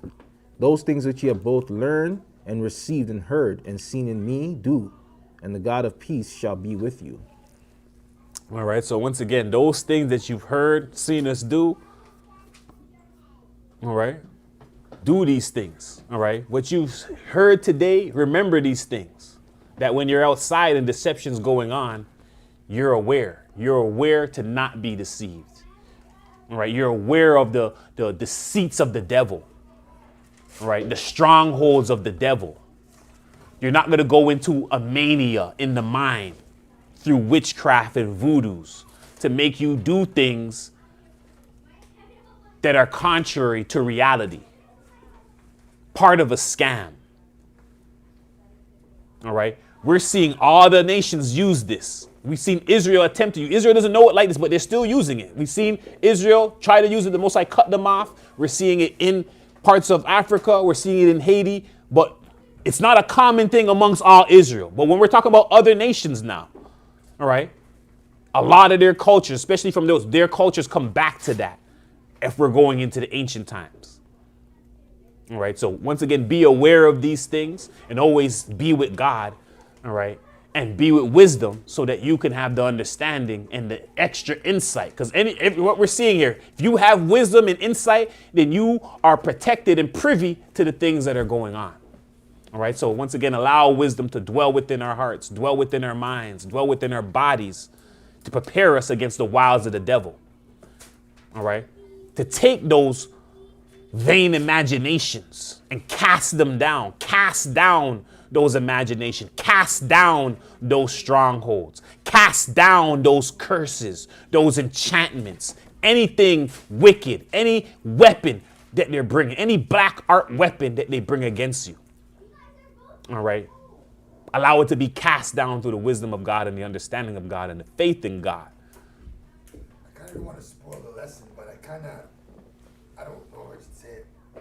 But, so basically, the Antichrist, or the son of perdition, he's going to be the ultimate false magician, performing miracles and all this stuff and whatever. It's like the final Babylonian magician is sent. Oh yeah, we're gonna get to it. So it's even past the Antichrist, but yes, it's gonna get to that. It's gonna get to the last emperor. In the lesson, it's going to get to that? Yes, correct. We're gonna get to that. We're gonna add more stuff too, but yeah, we're gonna get to that in there about the final, right, kingdom, empire, bringing these deceptions about, right? And this is what makes it so great that the world is deceived now because they got so good at it. They're so good at it, you're not even aware that it's happening. All right. So with that being said, I want to say peace and blessings. All praises be unto the Most High Almighty, Ahaya Shahaya Christ, our Lord, our God, our Savior. This is the SC Community Church of Christ. My name is Archbishop Shamar. And I'm Bishop Michaela. And that was our Sabbath report / lesson / gospel / song of the day. All right. What are magicians according to the Bible? All right. The history of magic.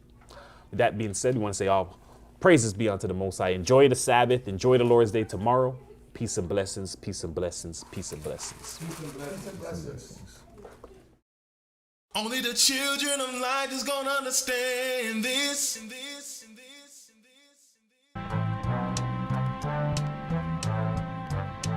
For there are 3 philosophical sects among the Jews, the followers of the first of which are the Pharisees, of the second, the Sadducees, and the third sect, and the third sect, and the third sect, which pretends to a severer discipline, are called Essenes. These last are Jews by birth, and Jews by birth,